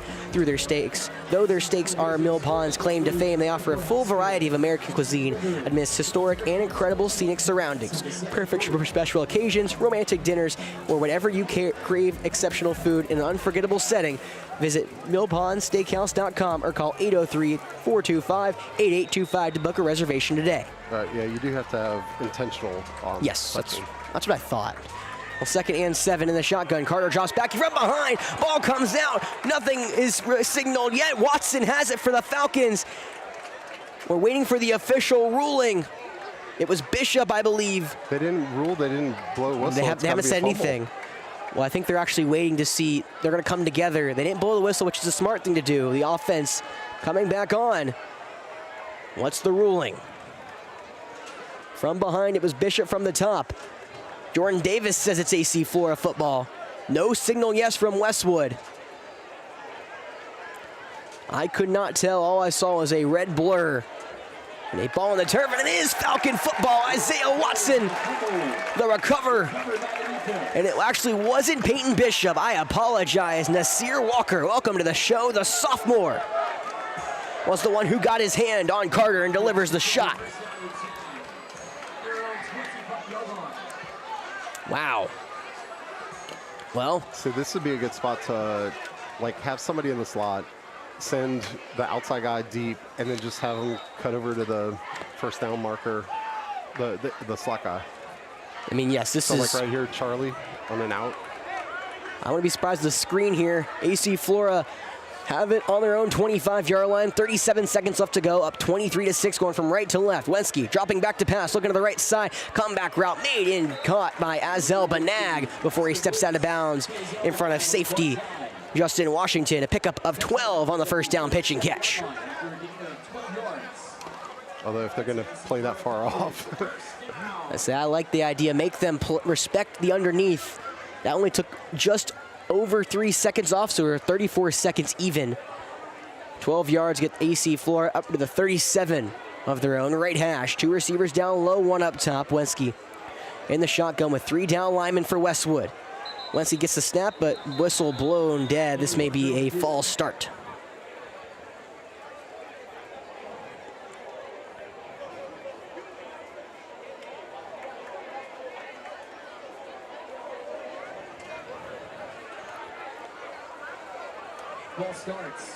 It'll be a false start. Another penalty for AC Flora. We've had our fair share of penalties this game. Luckily, the unsportsmanlike conducts have gone away, so that's a plus. But a couple of false starts now push us back 5 yards, so we'll have it on our own 32-yard line going from right to left on the right hash. 2 receivers down low, 1 up top. Running back on the left hip, Owensky. Spinney, the tight end, over the right side of the line. 3 down linemen for Westwood as Wensky gets the snap. He'll drop back. They rush an extra and immediately get through, and they wrap Roper up and drop him back at the 21-yard line. A free rusher came home and hit home. It was big number 95, the defensive lineman on the stop. That was A.J. Veal. And now the Falcons may just run this to the half. A free rusher, that a nice stunt. He came from the second level and hit home. And that will do it. AC Flora 23, Westwood 6. Sloppier first half than Coach Floyd probably wants to. Enough talk in the locker room to figure out how they approach the second half, but still multiple possession lead for against the visiting Westwood Redhawks. Yeah, I mean, considering all those penalties that kind of stuttered the offense early on, 23 and a half is not bad. No, it was really, we hit our stride toward the end of that half. And I think as you made a really good point towards that first quarter, you said a lot of the penalties have really kind of not allowed us to get in a groove offensively. Yeah. Feels like our last 2 drives, except for that last one. Because, yeah. But the last 2 full drives we had really allowed us to get in a groove, and got us some running, and then all of a sudden, I mean, you let Roper be Roper, throw to that front pylon, and Kendall Bird, and of course Charlie Scott showing his speed off. A mix and match of everybody on that Flora team. Blake Batet getting involved in pretty much every possible way he could. It's exactly what we wanted him to be. Yep. And defense showing off. Nasir Walker. That's a name we may have to remember for a little bit, Jeff. The sophomore. The big strip sack at the end of that first half gave AC Flora a chance to finish on a strong note even after the sack. Really cut down Westwood's drive. You want to read a couple ads? No. But you'll do it anyways. Yes, correct. I will. Anyone particular you're looking for? Well, I got Mill Pond ready to go, so. Sounds good. Step back in time at Mill Pond Steakhouse, where rustic elegance meets southern hospitality in beautiful, historic Boykin, South Carolina. Nestled just a short drive from Columbia, discovered a serene dining experience unlike anything else in the state. Savor certified black Angus beef, low country seafood specialties, and favorites like marinated rack of lamb while enjoying breathtaking views of historic Mill Pond. Experience top-notch service where everything is just perfect. Reserve your table today at millpondsteakhouse.com or book a reservation at 803-425-8825. All right, let's go Radiker Law PA. Struggling with a complex legal argument, Radiker Law provides expert support for trial and appellate court. That's a appellate? That's good. Appellate, cool. I actually did not know that word. That's correct. First time for everything. So Radiker Law provides expert support for trial and appellate courts. Nice. The firm specializes in appeals, motions practice, and co-counsel services, offering meticulous research and compelling briefs to strengthen your case. Rely on the expertise of Drew Radiker to help you navigate the toughest legal challenges. Contact Drew at 803-500-0891 or drew@radikerlaw.com. For a consultation, visit radikerlaw.com to learn more. Yeah, there are a lot of like really good trial attorneys that, you know, by the time they finish law school are kind of done writing briefs. So having a firm like Drew Radiker's be able to come in and do that is a big advantage. So, all right, that is it for the first half. And we are going to wait for the band to come out, and we're going to take a break. No, there's an inclement weather problem. Wait, what? Apparently there's inclement weather in the area, meaning... No. Yes, so sorry. I was wondering why everyone was leaving, because our AD, Miss Michelle Yeater, was forcing everyone out. So yes, so we'll be in a delay for the second half. All right, we'll see you guys in about 40 minutes. Oh, actually, it's not bad that 13 of the minutes are. Yes, I mean it came at the right time. Anyways, yeah. But yes, they're taking all our students out, meaning we'll be back in. It's either 30 or 40 minutes, but It's 30 minutes, but then you have to warm up everything, so we'll be like 40, 45. We'll get you updated when we can. Well, hopefully they'll have the band out there while the teams are warming up. Maybe, I don't know. We'll see. All right, we'll be back in a bit.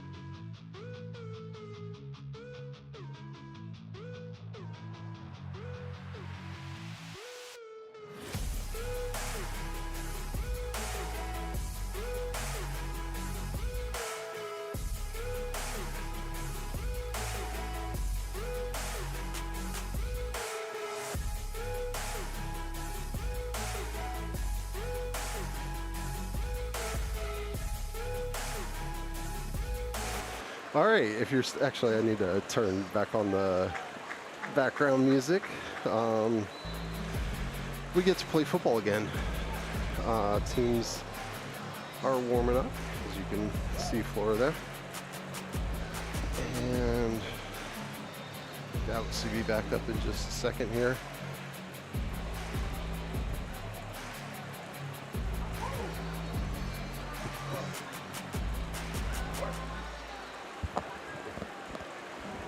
All right, what's the score? So it's 23-6 at the half. Yeah, unfortunately the lightning means we'll have to skip out on the band. But looking forward to seeing them perform at halftime of the game next Friday against Chapin. Let's see what else we need. So 2.5 minutes left. Fans slowly coming in.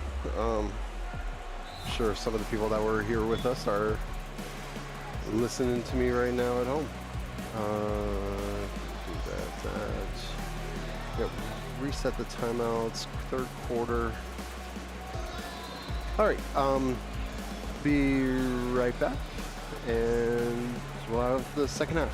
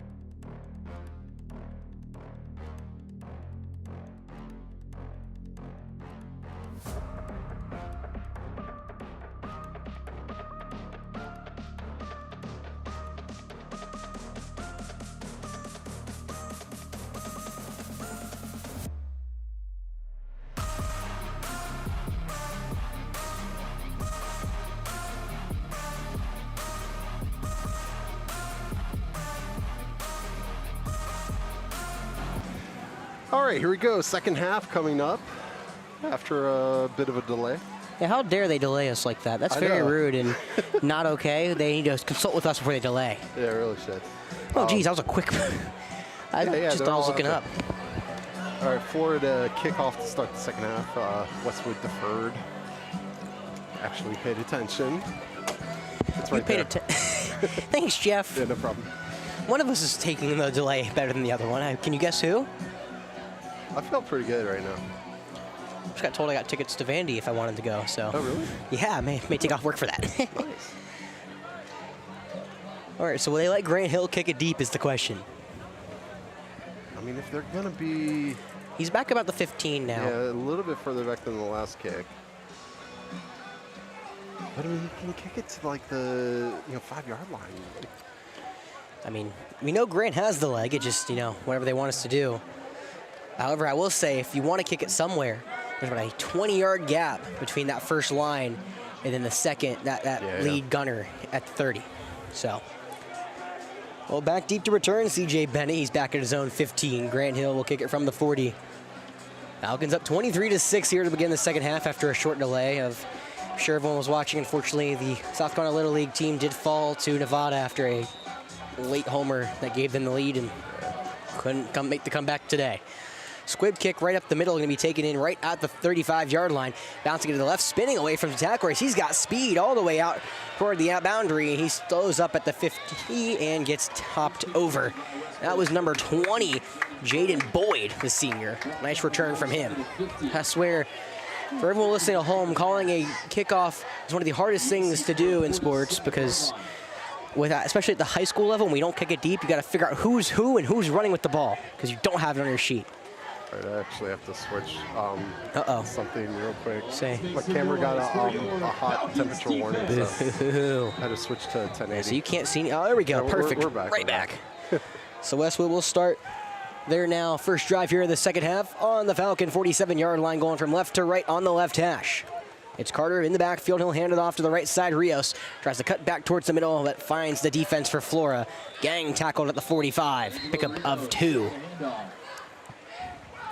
3 yards on the play. Like the man at the bottom of the pile, Isaiah Watson. I feel like I've called his name a ton today, as well as I believe that's Caden Brown. That was Rios' now 5th run. He's at 12 yards today. They gave him the kick up of 3. They actually got down to the 44, so a 2nd and 7 between the hashes. In the shotgun, Carter gets the snap rolling to the right, looking in the flat. He's got a receiver. It's Cunningham, who catches and gets dragged down, whipped around, and dropped. That is one of our transfers, Larry Pickett, the safety in coverage. Short pickup for Cunningham. I believe only given 1 on the play.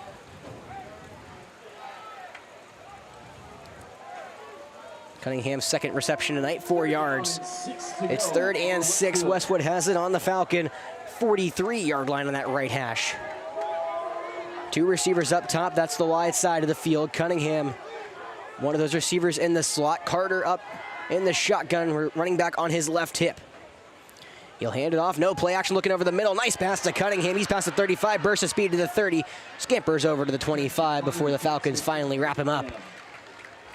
Combining on the stop is Patet and Pickett, the safeties. But a big-time pickup. 20 yards to Cunningham, just out of the reach of the defensive back. I believe it was Davis who was trying to just get his paw on it, unable to do so. Cunningham gets a reception of 20 yards for a 1st and 10. Westwood all the way up to the Falcon 24-yard line between the hashes. It's pistol formation with Rios right behind Carter. Carter gets the snap. He'll hand it off to the right side. Rios 2 hands on the ball and runs right into Peyton Bishop. He wraps him up like a bear and makes sure he does not get out of it. Not even a yard. No gain on the play for Rios. Peyton Bishop, one of the leading tacklers on this team last year. 70 tackles, holding offers from Miami of Ohio, SC State, and Kennesaw State. 5 sacks, 10 tackles for loss. He's currently lined up on the near side. 2nd and 10. Westwood still on the Falcon 24-yard line, now on the right hash. It's Howard on the left hip of Carter. And the shotgun, Carter takes the snap. He's looking right all the way. Now he'll scramble over to the left, giving chases Brown, and he will get out of the way. Carter will skipper to the 20, angling himself out of bounds, being run out by Pickett. The safety does step up to make the play after a pickup of 4 at the 20. It'll be 3rd and medium. 5 yards on the play. Ball spotted at the 19-yard line. Yeah, the outside linebacker, Brown, or the defensive end, it looks like, came up just a little off. Carter was able to outrun him.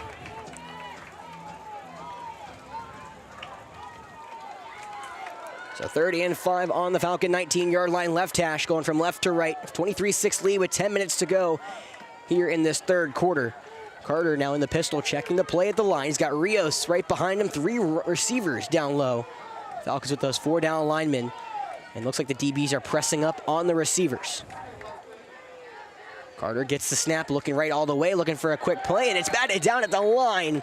Guess who? Peyton Bishop. That pass is deflected at the line of scrimmage. It's about the 3rd time I've seen Peyton bat a ball, wouldn't you say, Jeff? Yeah. I don't know why you'd throw it this direction. So Peyton has just gotten his paw on about everything he possibly can, making it miserable for Carter. He looked like he had a chance at Cunningham. I think Batet was right on him, so it would have been a catch and drop. Instead, it's going to be 4th and 5. Westwood will stay on the field, and they'll go for it. Huge play right here. They have 3 receivers up top to the short side of the field. 4th and 5 on the Falcon 19-yard line on the left hash. McGill comes down low from top to bottom, 2 receivers either side. Carter looking left, pump fakes. Now looking up the seam, they got a man. It's caught by Rios at the 5 before he goes down. Rios got between Davis, the linebacker, and Daniels, the safety, made the catch right in between them. A 14-yard reception for Rios, his 2nd of the day. Now puts them right in the driver's seat for a touchdown. They're on the 5-yard line of AC Flora. 9:46 to go here in this third quarter. Westwood trailing 23-6. So 1st and 5 on the 5. Howard right behind Carter in the pistol. Handed off to the left to counter, and the Falcons meet him in the backfield. Nowhere to go. All the black belts, Bishop, Brown, Pickett, and Daniels. 2 linemen, 2 safeties all come up and make the play. That's a first tackle for loss. I'll be curious who they give that to on the stat sheet, but it's a loss of 4 for Howard. So 2nd and goal on the Falcon 9-yard line between the hashes. Bishop had to come off, he lost his helmet, and now penalty flag flies. Will be a quick stay on the sideline for Bishop. On your side? Yeah, I think it was a receiver. Lined up wrong. He may have been lined up across the... Potentially. We have a tough angle from our side. Well. Offsides defense. Oh. Interesting. They don't usually blow it dead for offsides. You usually don't get a chance to get it back, but guess not. Interesting call. So half the distance to the goal. So the 4.5-yard line is where Westwood has it.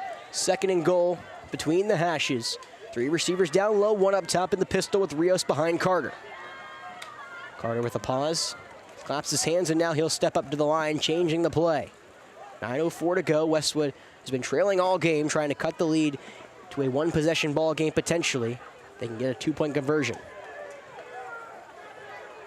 Now Carter goes in the shotgun. Rios bounces to the right hip of Carter. Carter gets the snap, rolling out right to where his 3 receivers are. Tries to get by 1, but he can't. Oh my goodness, the defensive end, Nasir Walker, his 2nd big-time play. He may have gotten held and made the stop. But there is a flag down, and Walker does not look as happy as you'd think he would. Talking to us, so it must be hold, yeah. How many yards did he lose on that? So about 4, about 5. 4.5-ish, actually, because remember it was... Yeah, you just take the loss on the play. I think you take the loss. Oh, that was mine. Walker will not get the credit for the sack as they'll back him up 10 instead. Oh, interesting. So instead of 3rd and goal from the 9, it's 2nd and goal from the 14, 15. 14 and a half, if you will. Just under 9 minutes to go here at AC Flora on top of Westwood, 23-6 if you're just joining us. Falcons really caught their stride on offense at the second half, end of the first half. However, Westwood starting to find their rhythm as well. 2nd and goal from the 15, left hash. Carter in the shotgun, gets the snap, fakes the handoff, now looking over the seam. No shot, another batted down pass. Carter has found the line of AC Flora. I think it was Watson who got his hand on it. The defensive lineman has been everywhere, and the senior looking to make an impact. Last season had 48 total tackles, 6 tackles for loss. His pass deflections are going through the roof today, along with Peyton Bishop. So 3rd and goal on the 14 and a half. Westwood has it on their left hash, going from left to right. Carter in the gun. Takes the snap, looking downfield, now looking over the middle of the seam. It's tipped in, almost intercepted. They had McGill in the end zone, but Jordan Davis, the linebacker, got his hand on it, just deflected it enough to get off the mark. So now it brings up 4th down. No immediate pull to the kicking unit It may be a 4th down and goal situation here for Coach Burris. He wanted to see his team compete. This will be a big-time chance for it. Last time in this situation, it was Rios on the wheel route to the far pylon, the far front pylon, if you will. Yeah, Flora's got to get pressure. They do. 4th and goal on the 15, timeout called before we even get anywhere. Coach Burris was ready for me to start my setup and said, I'm going to give you a second to breathe over there. Kind of under the radar, though, Jeff. This is taking a little bit of a longer drive for Westwood. They haven't really had the ball for much tonight. But this time with a couple of longer plays and a couple 3rd down conversions, that's why they have it here. Yep. Huh. I keep forgetting to show the cheerleaders. Yeah, you know, we didn't call your dad today. What the heck was wrong with that, Jeff? How dare us? Just totally thrown off. There's so much setting up, like, around us today that, you know, even though we got here early. I know, I feel like you were going through it. Yeah. You were, because you're the tech guy, so you're helping everyone get plugged in everywhere, and I'm just sitting there writing down all my coaching notes and everything. See, I was able to talk to Coach Burris and Coach Floyd before today's game. Hold on, I'm going to play some background music. Coach Floyd, he knew this was going to be a tough game. He said, definitely don't want to overlook Westwood, even though we've had previous success against them. And he's showing it right here, especially in this atmosphere. He said 2 5A teams starting off, going to be a rough start, tough start. They're making it look easy so far. 4th and goal. On the Falcon 15-yard line, left hash, Carter in the gun, Rios on his right hip. Receiver comes in motion from top to bottom. Now Carter takes a snap, he's looking that way, toward the corner, now comes across the middle, dropped incomplete, they had a man over. It was Cohen Scott, the intended receiver, being guarded by Blake Patet. Scott had the toe tap drag on the near sideline back in the first half. This time he drops the easy one. And the Falcons turn him away, 4th down stop. Wow. All right, that was a big stop. Yeah, he got the tough one down early on the lob down the right sideline. This time, Scott looks like a ball is just a bit behind him and let it get to his body, hit the turf. So back comes out EC Flora. Interesting decision. You know, Jeff, there's a man forgotten in this rotation. That's Mac Huey going to be lining up on that far side. With the 4 receivers, you just forget how many we have behind, and Mac Huey may try to show what he can do. Falcons going from right to left. They'll start on their own 15-yard line on the right hash. In the gun is Wensky with Simmons on his left hip. First down, handoff right up the middle. Simmons looked like he had a hole, but he's tripped up right at the line of scrimmage, falling forward for a couple. Looked like the tackle was made by number 90, DJ Jones, the defensive lineman. Pickup of 2. And if you're just joining us, Williams was ejected after a personal foul call earlier this game. He was the lead back with 36 yards off of 8 carries. So 8:15 to go here in this 3rd quarter. Falcons up 23-6 against Westwood, trying to what would be their 3rd straight offensive drive for a score. Wensky drops back, looks right side, made, and goes out of bounds quickly. Looked like he may have just lost his feet. It looks like Mac Huey, the receiver. Wait. That's not Riggs. It's Mac Huey. That's Mac Huey. Yeah, it's just it's just Huey. You thought it was an 18. It is? Is it? Oh, it was Riggs. Yeah. Well, hold up. Riggs. Yeah. What was that? 18. Nice play for Riggs. All right. Good. 11-yard carry. Now, Wensky looked for the shuffle pass right in the middle, shaving off a defender, but can't get much after that. It's Patet. Pickup of just 2.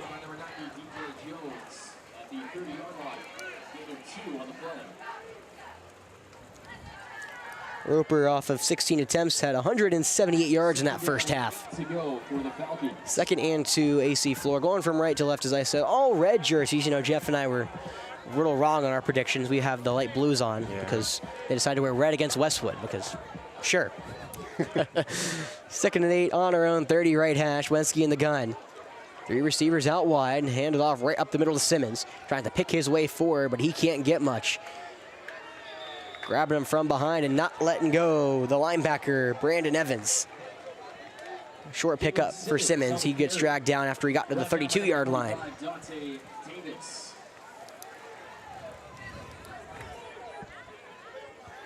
Forward progress gives the Falcons a gain of 2 on the play. They give him 2 more yards It'll be 3rd and 6 after a 2-yard little shuffle pass and a 2-yard run. Falcons trying to really balloon this lead and dig Westwood in a hole again. We talked about at halftime about how those penalties in the first quarter kind of derailed the Falcons' momentum on a couple of their drives. So far, no penalties, but they're in a 3rd and long here. Play clock winding down below 10, and looks like Coach Floyd's having a conversation with the near side official. So I think they may want to talk this one over, and Coach Floyd will do just that. He'll burn their first timeout of the half. You know, this is important, Jeff. You really want to, you know, after a 4th down stop on the defensive side, you really want to now make them press on offense by scoring here, getting the lead back, and just now kind of settling things down on offense after a slowish first quarter. Yeah, we need, this is a big play. You got to keep this drive going. You never want to give your opponent any sort of hope. You're 23-6. Yeah, and Westwood's hanging around right now. That's the most dangerous teams. Again, we talked about how Westwood may be a little underrated coming into this season. Not ranked inside the top 100 in the state according to Max Preps, but they have seen to hold their own against AC Flora, especially more defensively than I think either of us thought they could. You know, it was a lot of turnover on the defensive side. Doesn't look like it right there. They have a very strong defense this year. No, they looked really good tonight. Especially against the run, I might add. You know, as long as they don't just, like Westwood, as long as they don't just revert to like running it too much, you know, the passing game actually looks kind of dangerous. Passing game was a lot better than last year. You know, Carter only had 1,100 yards last season. However, tonight, he's been very efficient. Of course, his last couple don't look as great, but he's now at 85 yards on the day after his 13th attempt. So, you know, not like flashy numbers, but definitely better than it was last year. Yeah. So 3rd and 6, AC Flora has it on their own 32-yard line on the right hash. 6:30 to go here in this 3rd quarter. Lenski in the gun. He drops back looking for a screen left side. Looks Batet, maybe a double pass. Now he tucks it and runs to the outside the numbers. Trying to get dragged down from behind. Shakes off a tackle toward the 30 and gets flattened at the 30. Westwood was all over that one. And Blake Bennett scrambles and is brought down. I think a Westwood player Loss at the 30-yard line. injured up. No, Okay. I guess he's all right. On the stoppings, that was Jamel Michael, the junior linebacker, who made the stomp. So now it's 4th down as Roper will go and stay out there to punt. There's a loss of 2 after the swing pass to Batet. And another timeout, or maybe an official timeout as the Westwood player goes down. I didn't see him falling in the middle of the field. That is number 8, the senior Brandon Evans. It looked like he may have had like a shoulder stinger on the tackle. I'm hoping nothing serious. You know, it's technically week 0, but first game of the season, you know, very different from playing against scrimmages and against yourself in practice. Now you got real live competition. Yeah, you get a little banged up here and there, but as long as it's nothing serious, you're happy to see that he's walking off on his own power. Well, Jeff, we've never seen a fake punt from Wenski, at least, you know, in a game. Practice, we've seen a lot. You wouldn't do it from this spot. No, I wouldn't either. 4th and 8, Wenski back on his own 15, gets the low snap. He'll boot this one away. Westwood back their own 40, returning this. It hits the 45 and checks up. Getting under it in, making the grab, just down it will be Josiah Morris. 37 yards. A 37-yard punt for Wenski will push Westwood back in their own territory.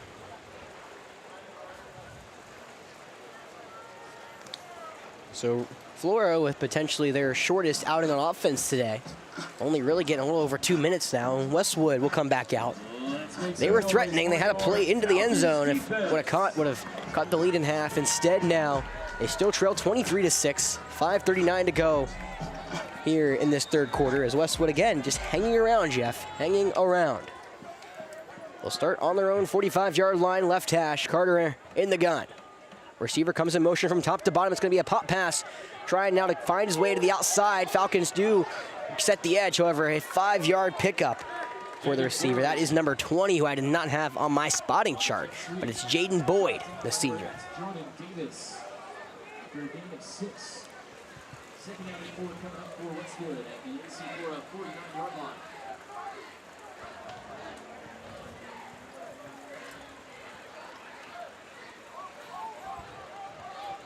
After a 6-yard pickup, they get past midfield onto the Falcon 49-yard line.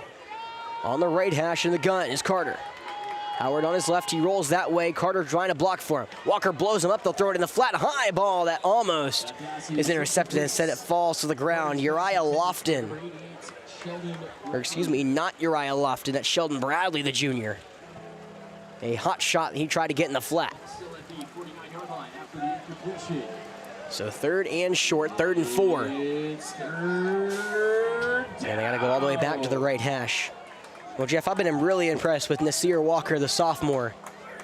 He's the Hugh Manning replacement, and so far he's living up to the bill. He's made a couple of key plays and got in the face of Carter to throw the bad throw.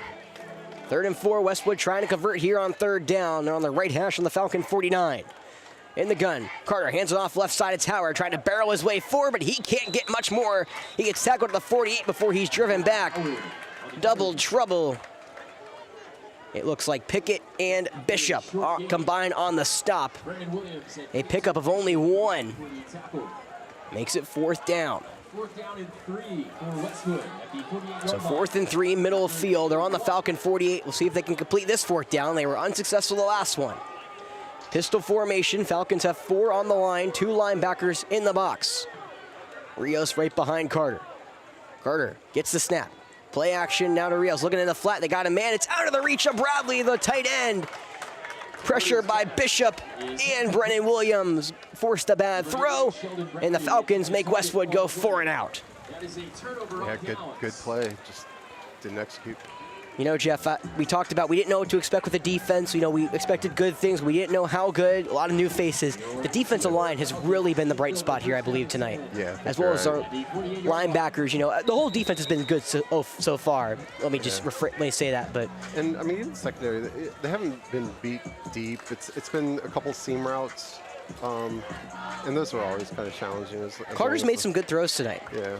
But no, yeah, that front 7 looks very formidable so far, and it's going to make it teams very hard to run against us. And of course, both Bishop, Walker, Hey, Watson, look, we Williams. got 4 receivers for the first time. I know. 3 down low, 1 up top. Falcons start on their own 48, middle of the field. In the gun, Wensky now looks left. It's Patet, has it at the 45 of the Redhawks, cuts it back upfield, shaves the man off, gets to the 40 before he's dragged from behind. Patet shows off the athleticism and just the explosiveness. Washington and Davis, the safety and linebacker, combine on the stop. But an easy pickup. 37-yard line. That's a gain of 15 yards for Patet. And a first down for AC Flora. All right, well, we have 1 play of four receivers. Now I want to see if Coach Floyd lets Roper really sling it downfield with 4 receivers. Falcons move into Red Hawk territory to the 37 of the Red Hawks. Mac Huey comes in down low, 2 receivers up top. Falcons between the hashes in the gun is Wensky. He'll take the snap, fake the handoff to Simmons. Now an end around coming from the top is Charlie Scott, the speedster, toward the 30. Puts his shoulder down and gets a couple more.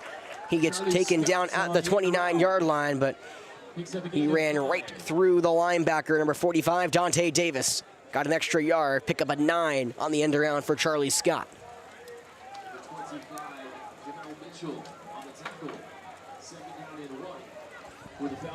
I like the end around. Charlie was all the way up top. They faked the handoff to Simmons. Now they get him involved.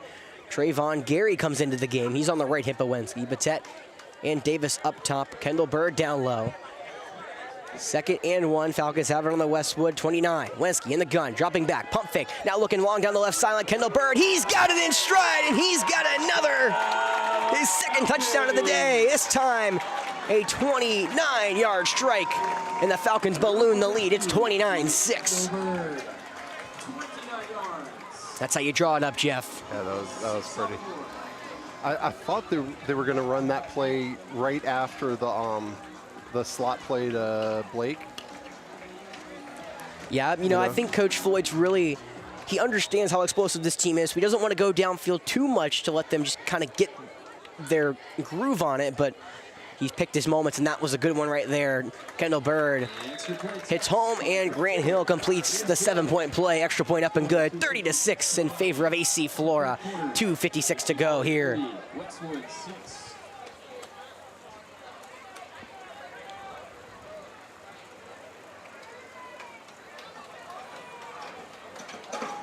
Wensky now eclipsing 200 yards today. He's at 235. And Kendall Bird, I mean, that puts him at 80.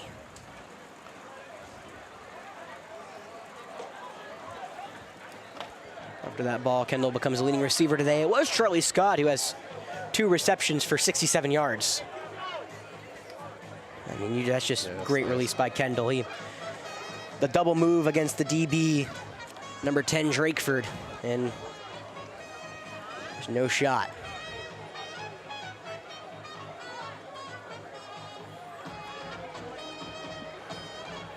All right. Well, even though Grant has yet to kick it past the 30-yard line for Westwood, the return man, Bennett, still all the way back at his own 15. Westwood looks ready for the onside, though, and he'll pooch it right to the 35, fair caught, and just almost squirmed out. However, not today, says the wide receiver, Jalen Donaldson, who completed the fair catch. So Westwood will get the ball at their own 37 is where they officially spot it.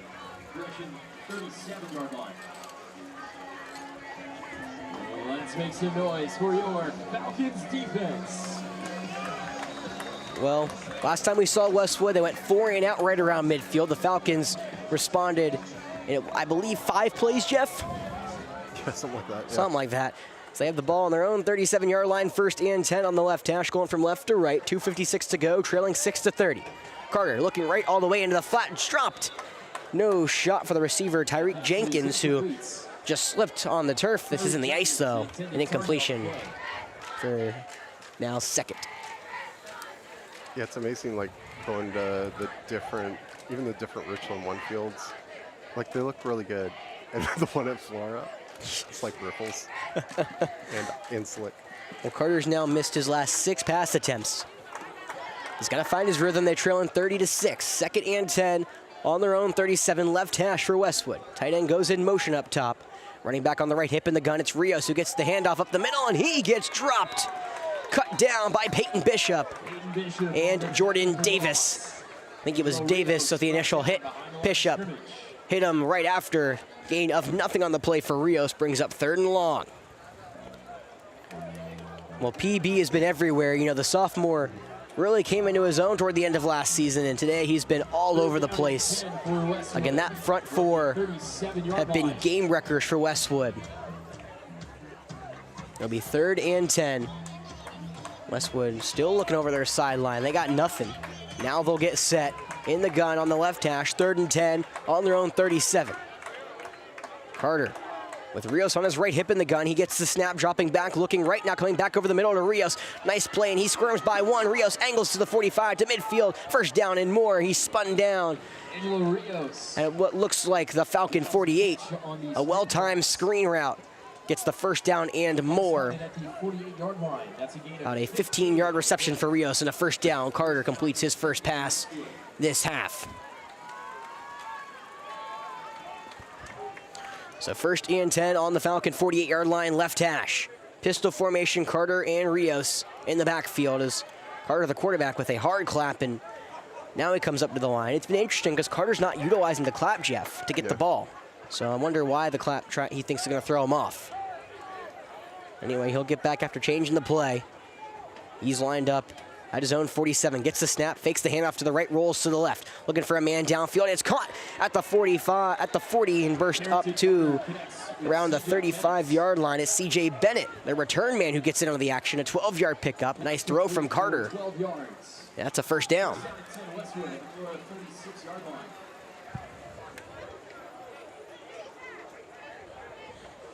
First time we've called his name that's not in a kickoff. CJ Bennett, the junior, had 204 yards off 15 receptions last year. 1st and 10 for Westwood on the Falcon 36. They're moving the ball well. They go to that left hash, going from left to right with 1:18 to go here in the 3rd quarter. Handing off up the middle. Rios shaves off a tackle. He bounces to the outside. He has some grass, and he's gone. 20, 15, 10, 5, touchdown. Touchdown Westwood. Rios escaped the defensive end and got around everybody. House call from 36 yards out as Westwood responds to the Flora touchdown.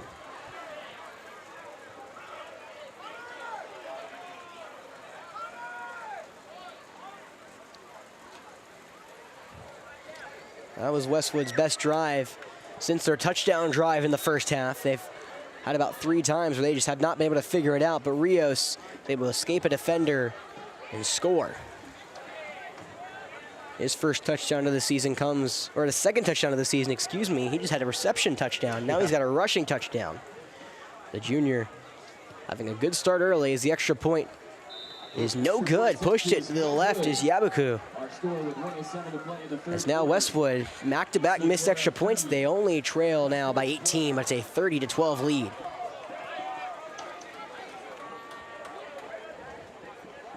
Looks like on the run from Rios, they went high, and Rios not that tall, he's not that big. He's only, I believe, 5'5" is what they have him listed, 150. But he was able to kind of use that low center of gravity, take the kind of jar his hips, keep them, it's like focus. He was able to point him outside, was able to escape a tackle, and just once he hit the open field, AC Flora could not run him down. Falcons will get to return a kick for the first time this half, though. All right. Jeff, I brought your snacks before the game, and you just haven't eaten anything. Yeah, no, I haven't. You should. I did all that work. I did all that work for you, and you just did not care. Yeah. I definitely just didn't. Your wife definitely didn't just tell me to go steal them from the press box, but I definitely brought them up here. Yeah. All right. So, Jeff, I'm just curious, since, you know, to be the only Friday night we have off for the next, like, you know, foreseeable future, yeah. What do you plan on doing? I think I'm going to be taking a bunch of photos tomorrow afternoon. Nice. For the football team? Or? Yeah. Sounds like you have a very normal Jeff Rhodes day. Because they're having the team pictures, and then I have to do, like, the brick wall photos for the senior banners, and then, I guess, headshots for the program itself. Seems like you had a busy day. Yeah. I suppose. Yakubu will kick it off deep. He does kick it all the way inside the 10. Is taken in by, looks like Kendall Bird. He'll try to run it near side, angling his way to the 20, cuts it back to the 30, and now he's got some space, what a wrap up. He almost got out of the tackle, however, not today, said the DB Cedric Green made a textbook tackle as Kendall Bird. I mean, if he gets by him, it might be sayonara, and he's a little slow to get up. Well, the best return so far for the Falcon kickoff team. They get all the way toward their 28-yard line. And now we'll see the offense come back out. Westwood responding to the Falcons. AC Flora was up 24, and now it's cut down to 18 after the touchdown from Westwood. 30-12 ball game, 55 seconds to go here in this third quarter. Falcons will have it between the hashes on their own 28-yard line. One receiver either side as Wenski lines up in the shotgun. Westwood, their secondary, creeping forward. Once he gets the snap, he'll hand it off straight ahead to Gary, who on cue gets taken down. The Westwood defensive line this time making the stop. It was Prince Morgan, the defensive end. Gain of nothing for Gary. By Westwood's number 90, DJ Jones. Well, clock now hitting 30 seconds. 30-12 lead as the Falcons have it. 2nd and 10 on their own 28, middle of the field. You want to guess whether that's Riggs or Mac Huey near side? We'll find out when they throw it to him. Play action now looking to the right side, does not matter. It's Josh Davis who spins out of a tackle to the 45, tries to reach for that first down, 35, tried to reach for that first down to the 38. Tackle just a yard short. He is spotted at the 37. Pickup of 9 for Davis. So, and that will do it here in the third quarter. Well, AC Flora scored and Westwood responded. It became an emphatic end of the quarter for both teams. So AC Flora trying to get back into the end zone. They lead it by 18. Well, Jeff, while we wait for the fourth quarter, I might as well want to shout out our sponsor again, Mill Pond Steakhouse. Discover why Mill Pond Steakhouse is beloved by locals and visitors alike. Located in charming Boykin, South Carolina, the restaurant combines rustic elegance with southern hospitality for a one-of-a-kind dining experience. Though their steaks are Mill Pond's claim to fame, they offer a full variety of American cuisine amidst historic and incredibly scenic surroundings. Perfect for special occasions, romantic dinners, or whatever you crave exceptional food in an unforgettable setting. Visit millpondsteakhouse.com or call 803-425-8825 to book a reservation today. Of course, Jeff has been hyping this steakhouse up pretty much every time. I feel like it's really good. So it's kind of surreal for me to finally have him as a sponsor. You know, I'm like, oh, this is the steakhouse that Jeff has been clamoring about. Field flipped back yet again, so the Falcons will be going from left to right here to begin the fourth quarter. They start with a 3rd and 1 on their 37-yard line. Yardage markers are misset on the far side. Yes, they're getting set now. No receivers out there. Jumbo said Blake Patet. Oh, wait, no, they're right. It's 3rd and 1. Yeah, 3rd and 1. Yeah, they were getting set right there. Okay. Jumbo set on the right hash, offset to the right side, but flags fly before we start. And that may be an illegal formation or a false start for AC Flora. Before the play, offsides on Westwood. We'll take that. Free first down for the Falcon offense. You have any idea how many penalty yards we have against us? Unfortunately, I can only keep track of so many stats. That'll be I'll let you know after the game. Well, tomorrow probably. I'm gonna try to keep up with them game by game as they go, so I'm gonna try to really be good at that this year. I mean, it's a huge part of the game. It is. Unfortunately, we need to hire some help and give me some stat guy. Yes, right. That's your job before the next game. 1st and 10 for AC Flora. They had the ball on their own 42 right hash, going from left to right, up 30-12, beginning the fourth quarter. Wensky in the shotgun, takes the snap, hands off to the left side. It's Gary, picks his way through a hole, bursts of speed to the 50, trudges his way into the 45, and the 49 of Westwood is where they mark him. No, 48. That's a nice 10-yard carry for Gary and a first down for AC Flora. That was Gary's best run. Waited, found the hole on the left side of the offensive line, and plunged forward for 10.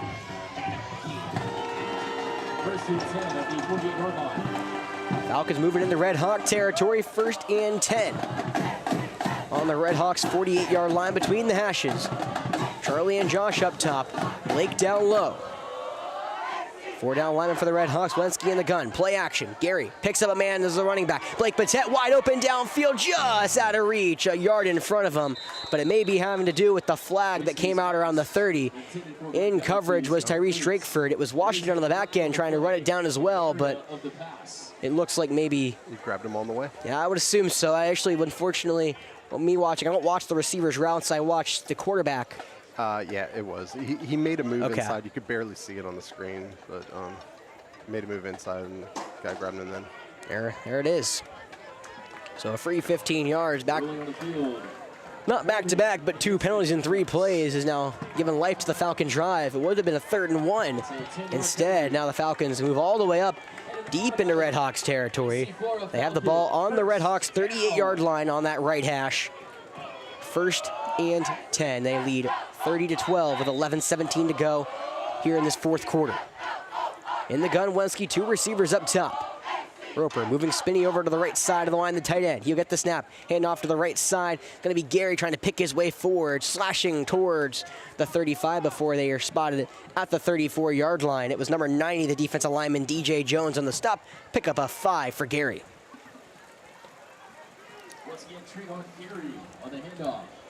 Trayvon Gary looking very prominent here now in this fourth quarter, giving Simmons a break. 4-yard pickup sets up a 2nd down and 6 for the Falcons from the 34-yard line.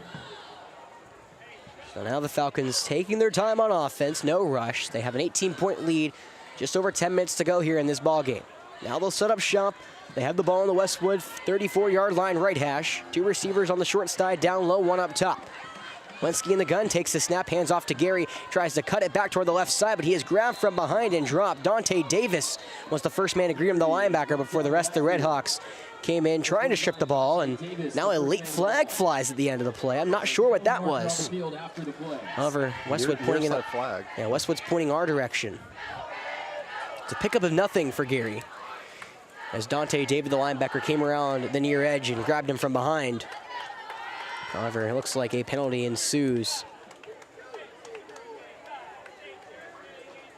So a 5-yard penalty. Oh, was that sideline? Must have been sideline. But the problem why they backed us up, is that a penalty, or it should be a 15-yarder if it is. It's the second time, right? Maybe a personal foul. I didn't see what happened. Yeah, I'm not sure. It was just weird that it was way over on this side. Well, it's a loss of down, so it's 3rd down and now 11. Falcons on the Westwood 39-yard line, going from left to right. A little over 10 minutes to go here. 30-12 lead for AC Flora. In the gun, Wensky takes the snap, looking back to pass to the right side, scrambling out. Now he'll tuck the ball and run, puts his shoulder down, spins inside the 35, gets pushed down at the 32-yard line of the Red Hawks. Got enough to go for it on 4th. On the tackle, DJ Jones, big number 90, the defensive tackle. But Wensky with a nice scramble, he got around 7 yards on the carry. So now it'll be 4th and short. The offense potentially stays on the field here. Wensky's second scramble of the game. It'll be 4th and 4. Falcons have it on the Westwood 32-yard line, right hash. They need the Westwood 28. Wensky in the gun. Simmons on his right. Wensky gets the snap, dropping back, looking along to the right side. It's Davis, who fell down and still caught it at the 21-yard line. Oh my goodness, Josh Davis. He was working against Jaden Boyd, the senior. A comeback route at the 21-yard line, 11-yard pitch and catch for a 4th down conversion for AC Flora. Wow.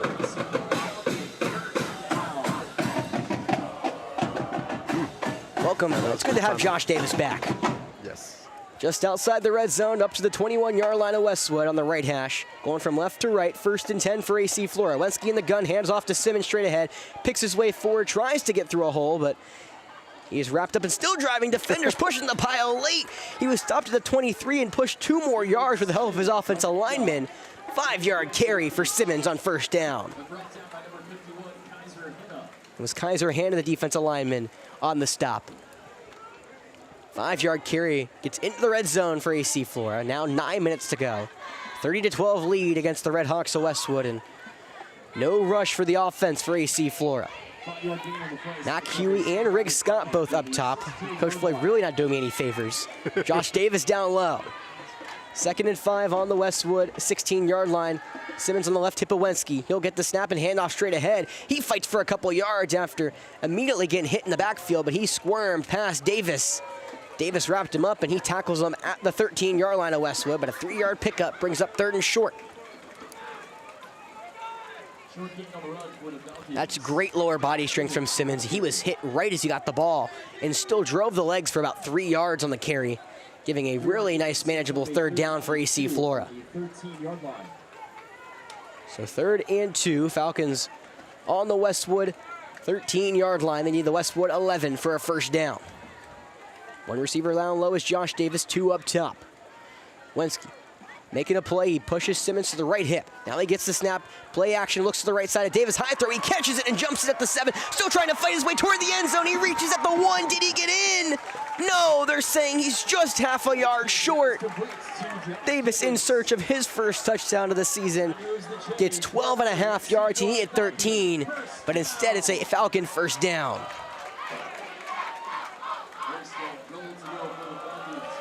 Wensky has now completed his last 9 passes. Wow. This may be jumbo time for AC Flora. However, it looks like Wensky staying in the ball game. 7:30 to go, 30-12 lead for AC Flora. It's 1st and goal on the 1, right hash. That is Mac Huey up top. Thank you, Jeff. I saw Riggs running. About to say, well, Mac is bigger than Riggs, so it makes it a little easier. Davis down low on the bottom in the gun. Play is blown dead. Looks like a timeout will be called, or an official timeout. Well, there was, I think, the clock. Well, Brett Epps. Pat. It was a 1st down. There should have been 40 seconds on that. No, Epps had to go out. Brett, our center. Oh, jeez. Yeah, so in comes in number 60. I don't have a number for that, so anyone at home, much appreciated. So new center. 1st and goal on the 1, right hash. Simmons on the left hip of Wensky.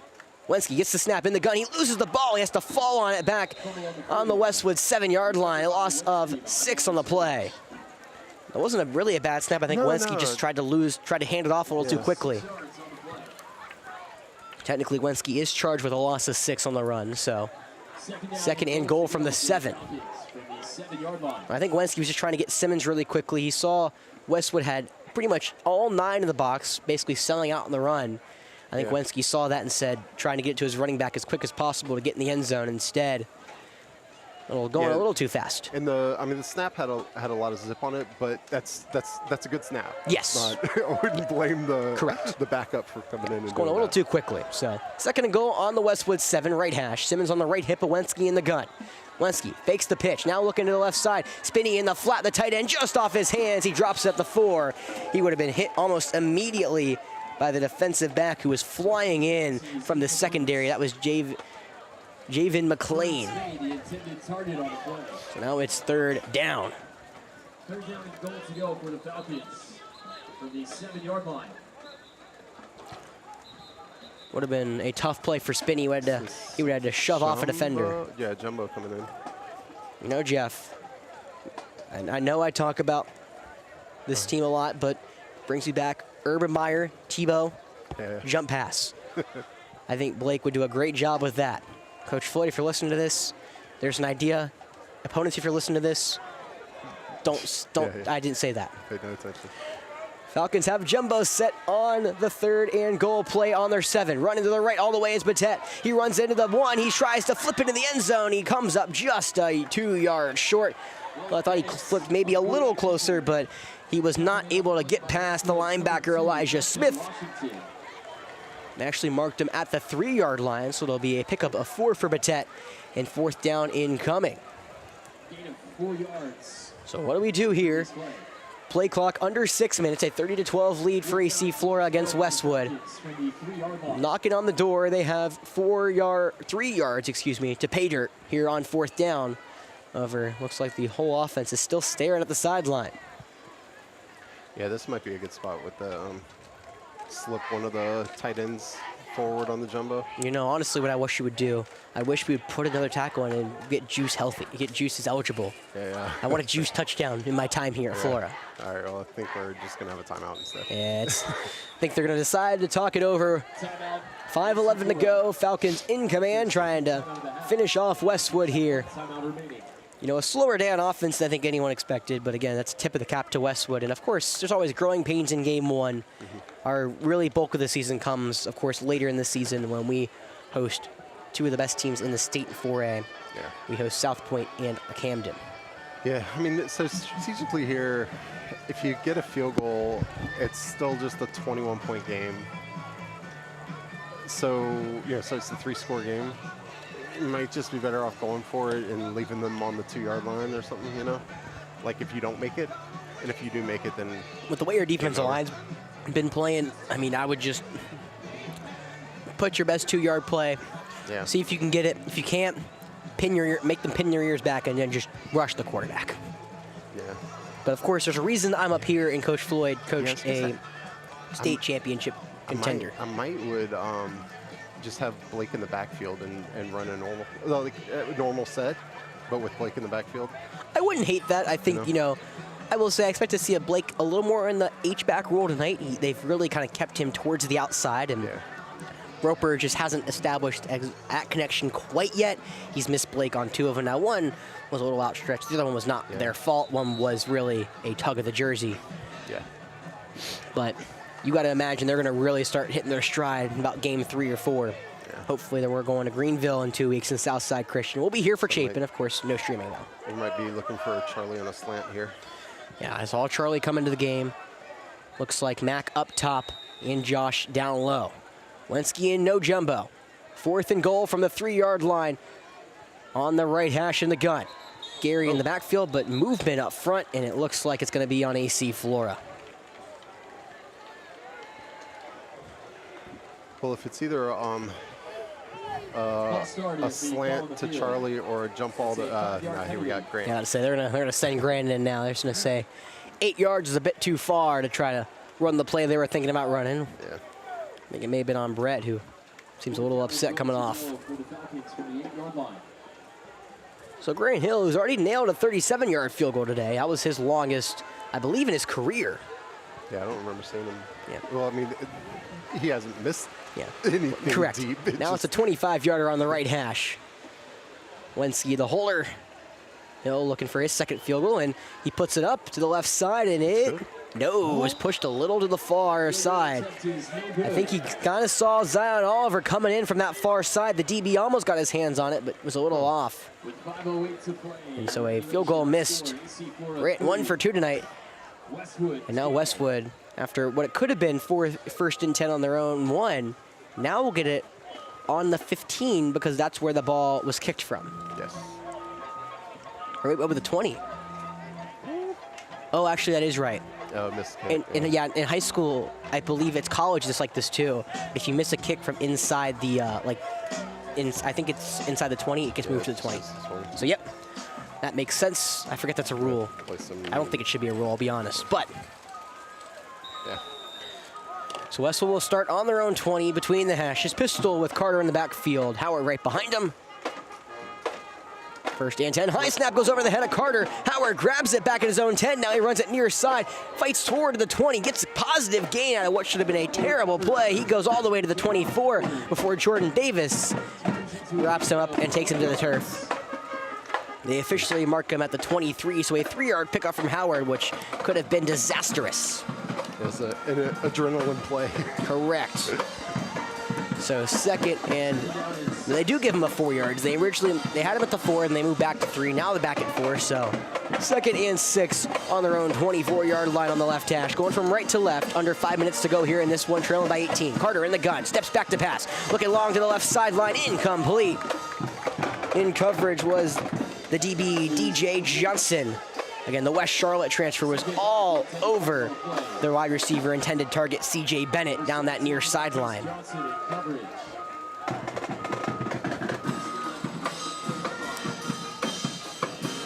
So Carter is unable to complete that one. 19th pass of the evening. 3rd and 6 now. So Westwood likes running these 2 receivers either side set. I want to see us run a couple more as we've talked about, but yeah, I really do. 3rd and 6 on their own 24-yard line left hash. Carter in the gun. Gets the snap, looking left all the way. Now he'll look right. He'll take a shot over the middle of the field. Intercepted by Blake Patet. He has it at the 45, angles towards the 40 of Westwood and will go out of bounds. In pursuit was Tyreek Jenkins, but a high throw from Carter goes into the hands of the Dartmouth commit, and the Falcons will get the ball back.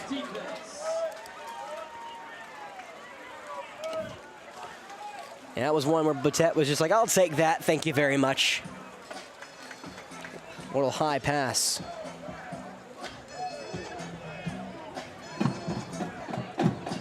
Looks like he was looking over the middle, and I mean, it was really close. They were looking for Cunningham, their lead guy, but I had to hijack Jeff's phone a couple times. Falcons have it on the Westwood 40, 1st and 10 on the right hash, going from left to right. Wensky in the gun. Play action now, screen pass to Charlie right side, but it's way too far to reach in front of him. So is this new, Jeff, the Florida State chant?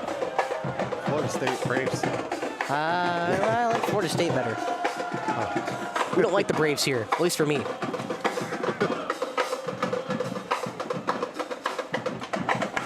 Why would I like the Braves here? I'm a Mets fan. Why would you like Florida State? Because it's football?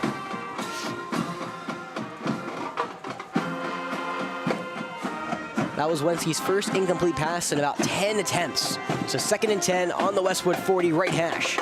Wensky in the gun, drops back, looking long to the right side now. Come back, Josh Davis has it at the 30. He has it shimmening forward towards the 25. Still fighting through tacklers, but he's wrapped up and taken down finally by the DB, number 24. Cedric Green was the man in coverage. 14-yard catch for Davis, who has really started to become a favorite target for Wensky here in this second half. That is now Davis's 6th reception.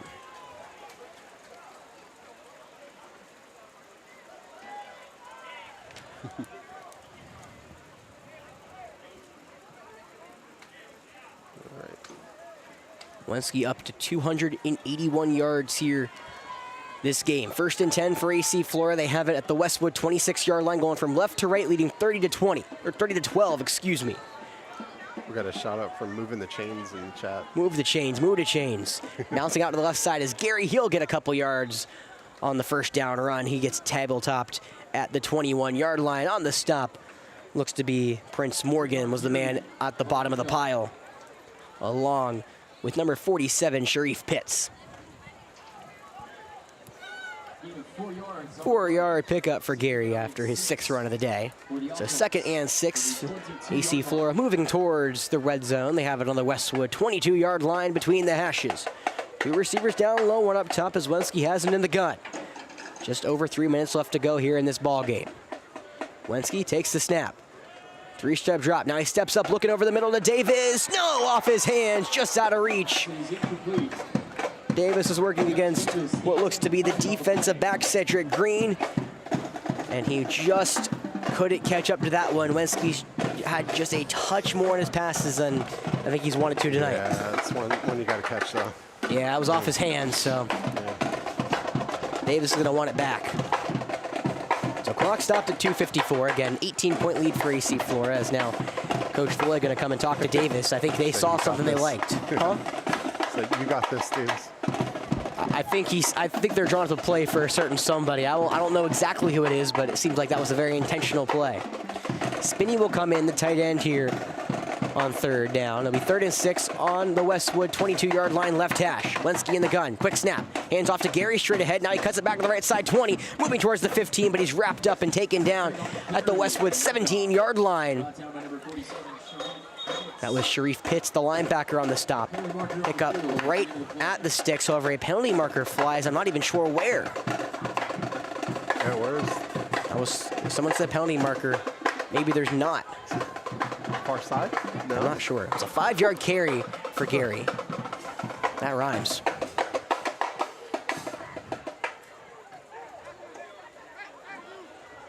No signal by any official yet. Again, Flora back in action next week on a Friday, which is what we're looking for. However, what we're not looking for, it's the FNR game of the week. So Jeff and I will be here. We'll be doing a pregame show, but we will not be able to stream. Oh, Sportsmanlike, another one. Of course there is. Jeez. Westwood will head to Lakewood next week. What it looks to be their first loss of the season. AC Flora looking to move to 1-0, but Coach Burris, a strong showing against one of the top teams in 4A coming into this season. Of course, AC Flora, number 7 in the media pool, number 5 on Max Preps in 4A. Because now it will be 4th down and 16. They have it on the Westwood 32. Wenski in the shotgun, looking long. Now he'll scramble to the left. He sets his feet and he'll just throw it away, way out of bounds. And that will end the drive. Wenski cannot get away, providing the pressure.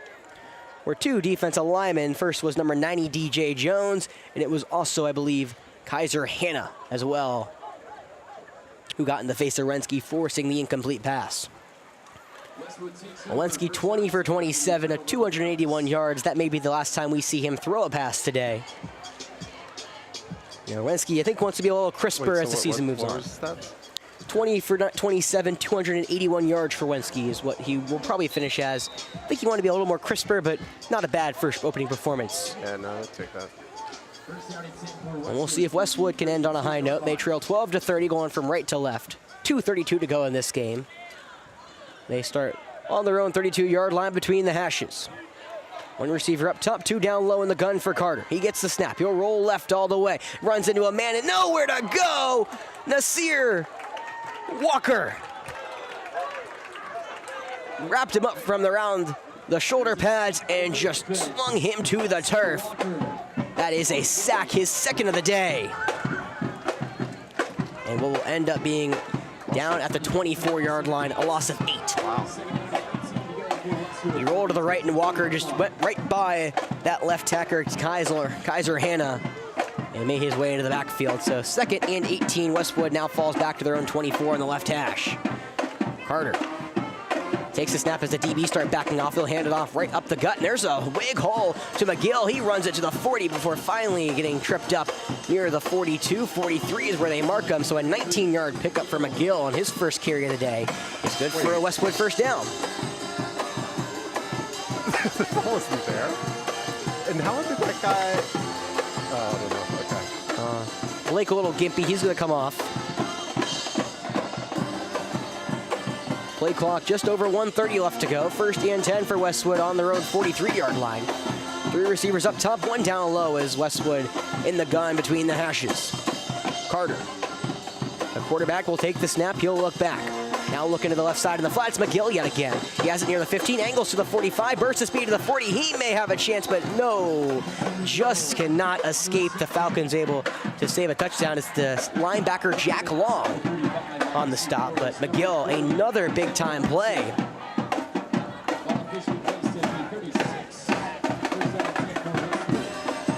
Nice play there. 7 looks to be about a 21-yard pickup for McGill. So 1st and 10, but timeout called by Coach Floyd. It's the last one Flora has here in this game. 1:04 to go, but Westwood showing some fight late. No quit in the Redhawks. And again, what Coach Burris wanted. He said, I want to compete. I want to do as much as I possibly can. And I think that was what he's gotten from his team. He said, you know, he wants to see what he can compete against one of the top programs this state has to offer. And he has to be pretty happy with his first week performance. Yeah, I think they started off really tight, just, you know, kind of basic runs. And once they let their quarterback, you know, move a little bit in the pocket and... Well, they changed quarterbacks. They started with Eli Owen, who threw about 2 passes and was taken out for their senior Carrington Carter, who has come in. And again, he's been very impressive today, Jeff. Was he the starting quarterback last year? Yes. Okay. So he was the one last year where they started with the junior Eli Owen, excuse me. Okay. And then now they've gone back. So Westwood on the Falcon 36-yard line left hash. 1:04 to go, 30-12 lead AC Flora. Carter back in the gun with McGill on his left hip. Receiver comes in motion from top to bottom. It's Jenkins. Carter gets the snap, dropping back, looking left side on the wheel route to McGill. Almost, did he grab it? Yes, he did. A one-handed snag inside the 25, spotted out at the 23-yard line. In coverage, the safety, Kevin Daniels. What a catch from McGill. Goodness, 12-yard pickup. I will say their running backs have been very big weapons out of the backfield. Yeah. Clock is still running. They're not saying he went out of bounds, so Westwood has it on AC Flora's 23 before Coach Burris will spend his second timeout here at the half. Well, while we get this game wrapped up, 47 more seconds to go. One more time, we want to thank our sponsors tonight, the Mill Pond Steakhouse. Step back in time at Mill Pond Steakhouse, where rustic elegance meets southern hospitality in beautiful, historic Boykin, South Carolina. Nestled just a short drive from Columbia, discover a serene dining experience unlike anything else in the state. Savor certified Angus beef, low country seafood specialties, and favorites like marinated rack of lamb while enjoying breathtaking views of the historic Mill Pond. Experience top-notch service where everything is just perfect. Reserve your table today at millpondsteakhouse.com or call 803-425-8825. Excellent. So 47 seconds left. Westwood trails 30-12 as they're trying for one late touchdown. Just puts themselves into a better spot for next week. They have 1st and 10 on the Falcon 23 on the left hash. Carter gets the snap low, dropping back, looking over the middle, caught by Cardingham at the 15, spins free to the 10. He's finally table-topped at the 9-yard line of the Falcons. Tackled by number 17, DeMarquise Johnson. 14-yard reception to Cunningham, his 4th reception of the day. So 1st and goal for Westwood, 35 seconds to go. They're on the 9-yard line. Left hash, Falcons come down playing cover 0. Carter with McGill on his left hip, steps back. Looking to the right side, in the right corner of the end zone, that ball is almost intercepted. Looked like it was Batet. And I can't tell the far side, I believe it's Josiah Morris. 21? Yes. It is 21, Josiah Morris, I was right, in coverage. Ball falls between them. Carter's incomplete pass brings up 2nd and goal with 22 seconds to spare.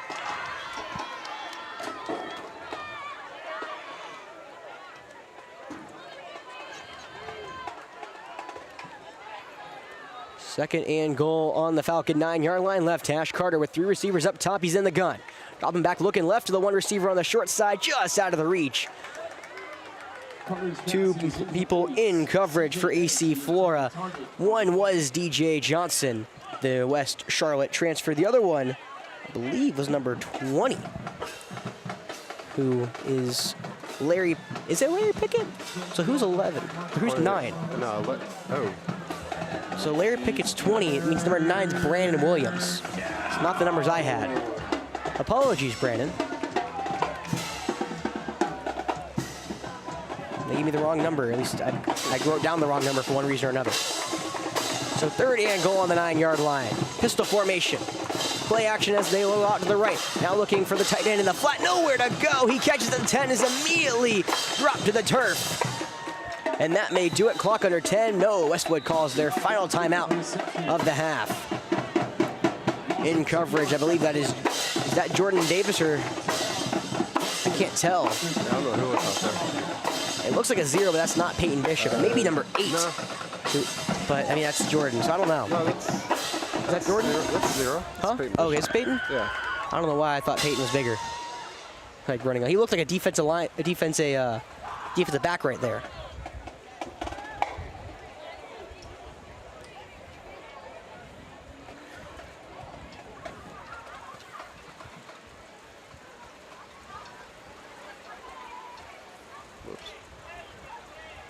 So Brandon Williams is listed as a linebacker as number 9, but he's been playing a lot of safety, I believe, today. So we'll get that fixed for next game. Again, this is how I start my stuff, right? So 4th and goal, Westwood after a 2-yard loss on the reception from the tight end. I believe it was, if I can find my number, I believe it was Lofton. Not sure, though. They'll get the ball. Carter rolling out to the left side, looking for the end zone. Gets a hit and drops it down to McGill to the right side. He'll run wide open into the end zone for a touchdown pass. Brendan Williams, nice throwback, nice play there for Burris with 0.2 seconds left on the clock. Westwood scores for the 3rd time, and they lead 30-18, or they trail 30-18. It's a great play design, though. Yeah. As long as Carter delivered a strike, and he did, McGill just made it look easy. 11-yard pitch and catch.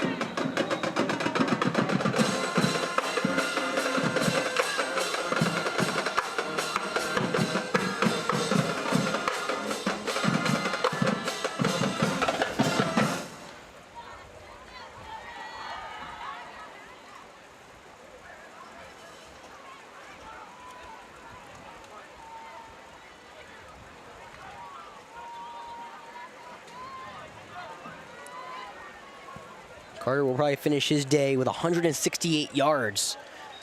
Westwood trying to just put the extra point through his Yakubu. He's 0 for 2 so far today, looking for 3rd time being the charm. Good snap, good hole. He puts it up and kicks it through.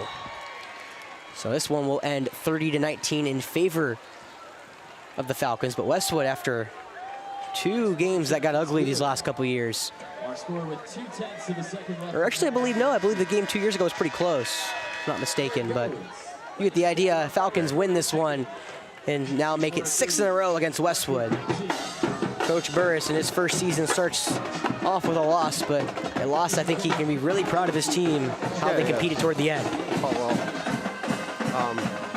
Yeah, it feels like we left a lot of points out on the field. I mean, that's what it feels like with this offense, probably every game. But, you know, it's a lot of rat poison looks like some dunking. I'm not sure. Is there a reason? Yeah, I don't know. Oh, yeah. Can't tell if that was Coach Benag or not, but Coach Benag making his defensive coordinator debut. Yeah. So that might have been from the Jordan Davis, and I think it was PB as well, having some fun. As a game that had a lightning delay in the middle of it, finally ends at 10:45. All right. Well, a win is a good start to the season. That's what you're looking for. It may not be the prettiest win, but you got to get a win to start somewhere.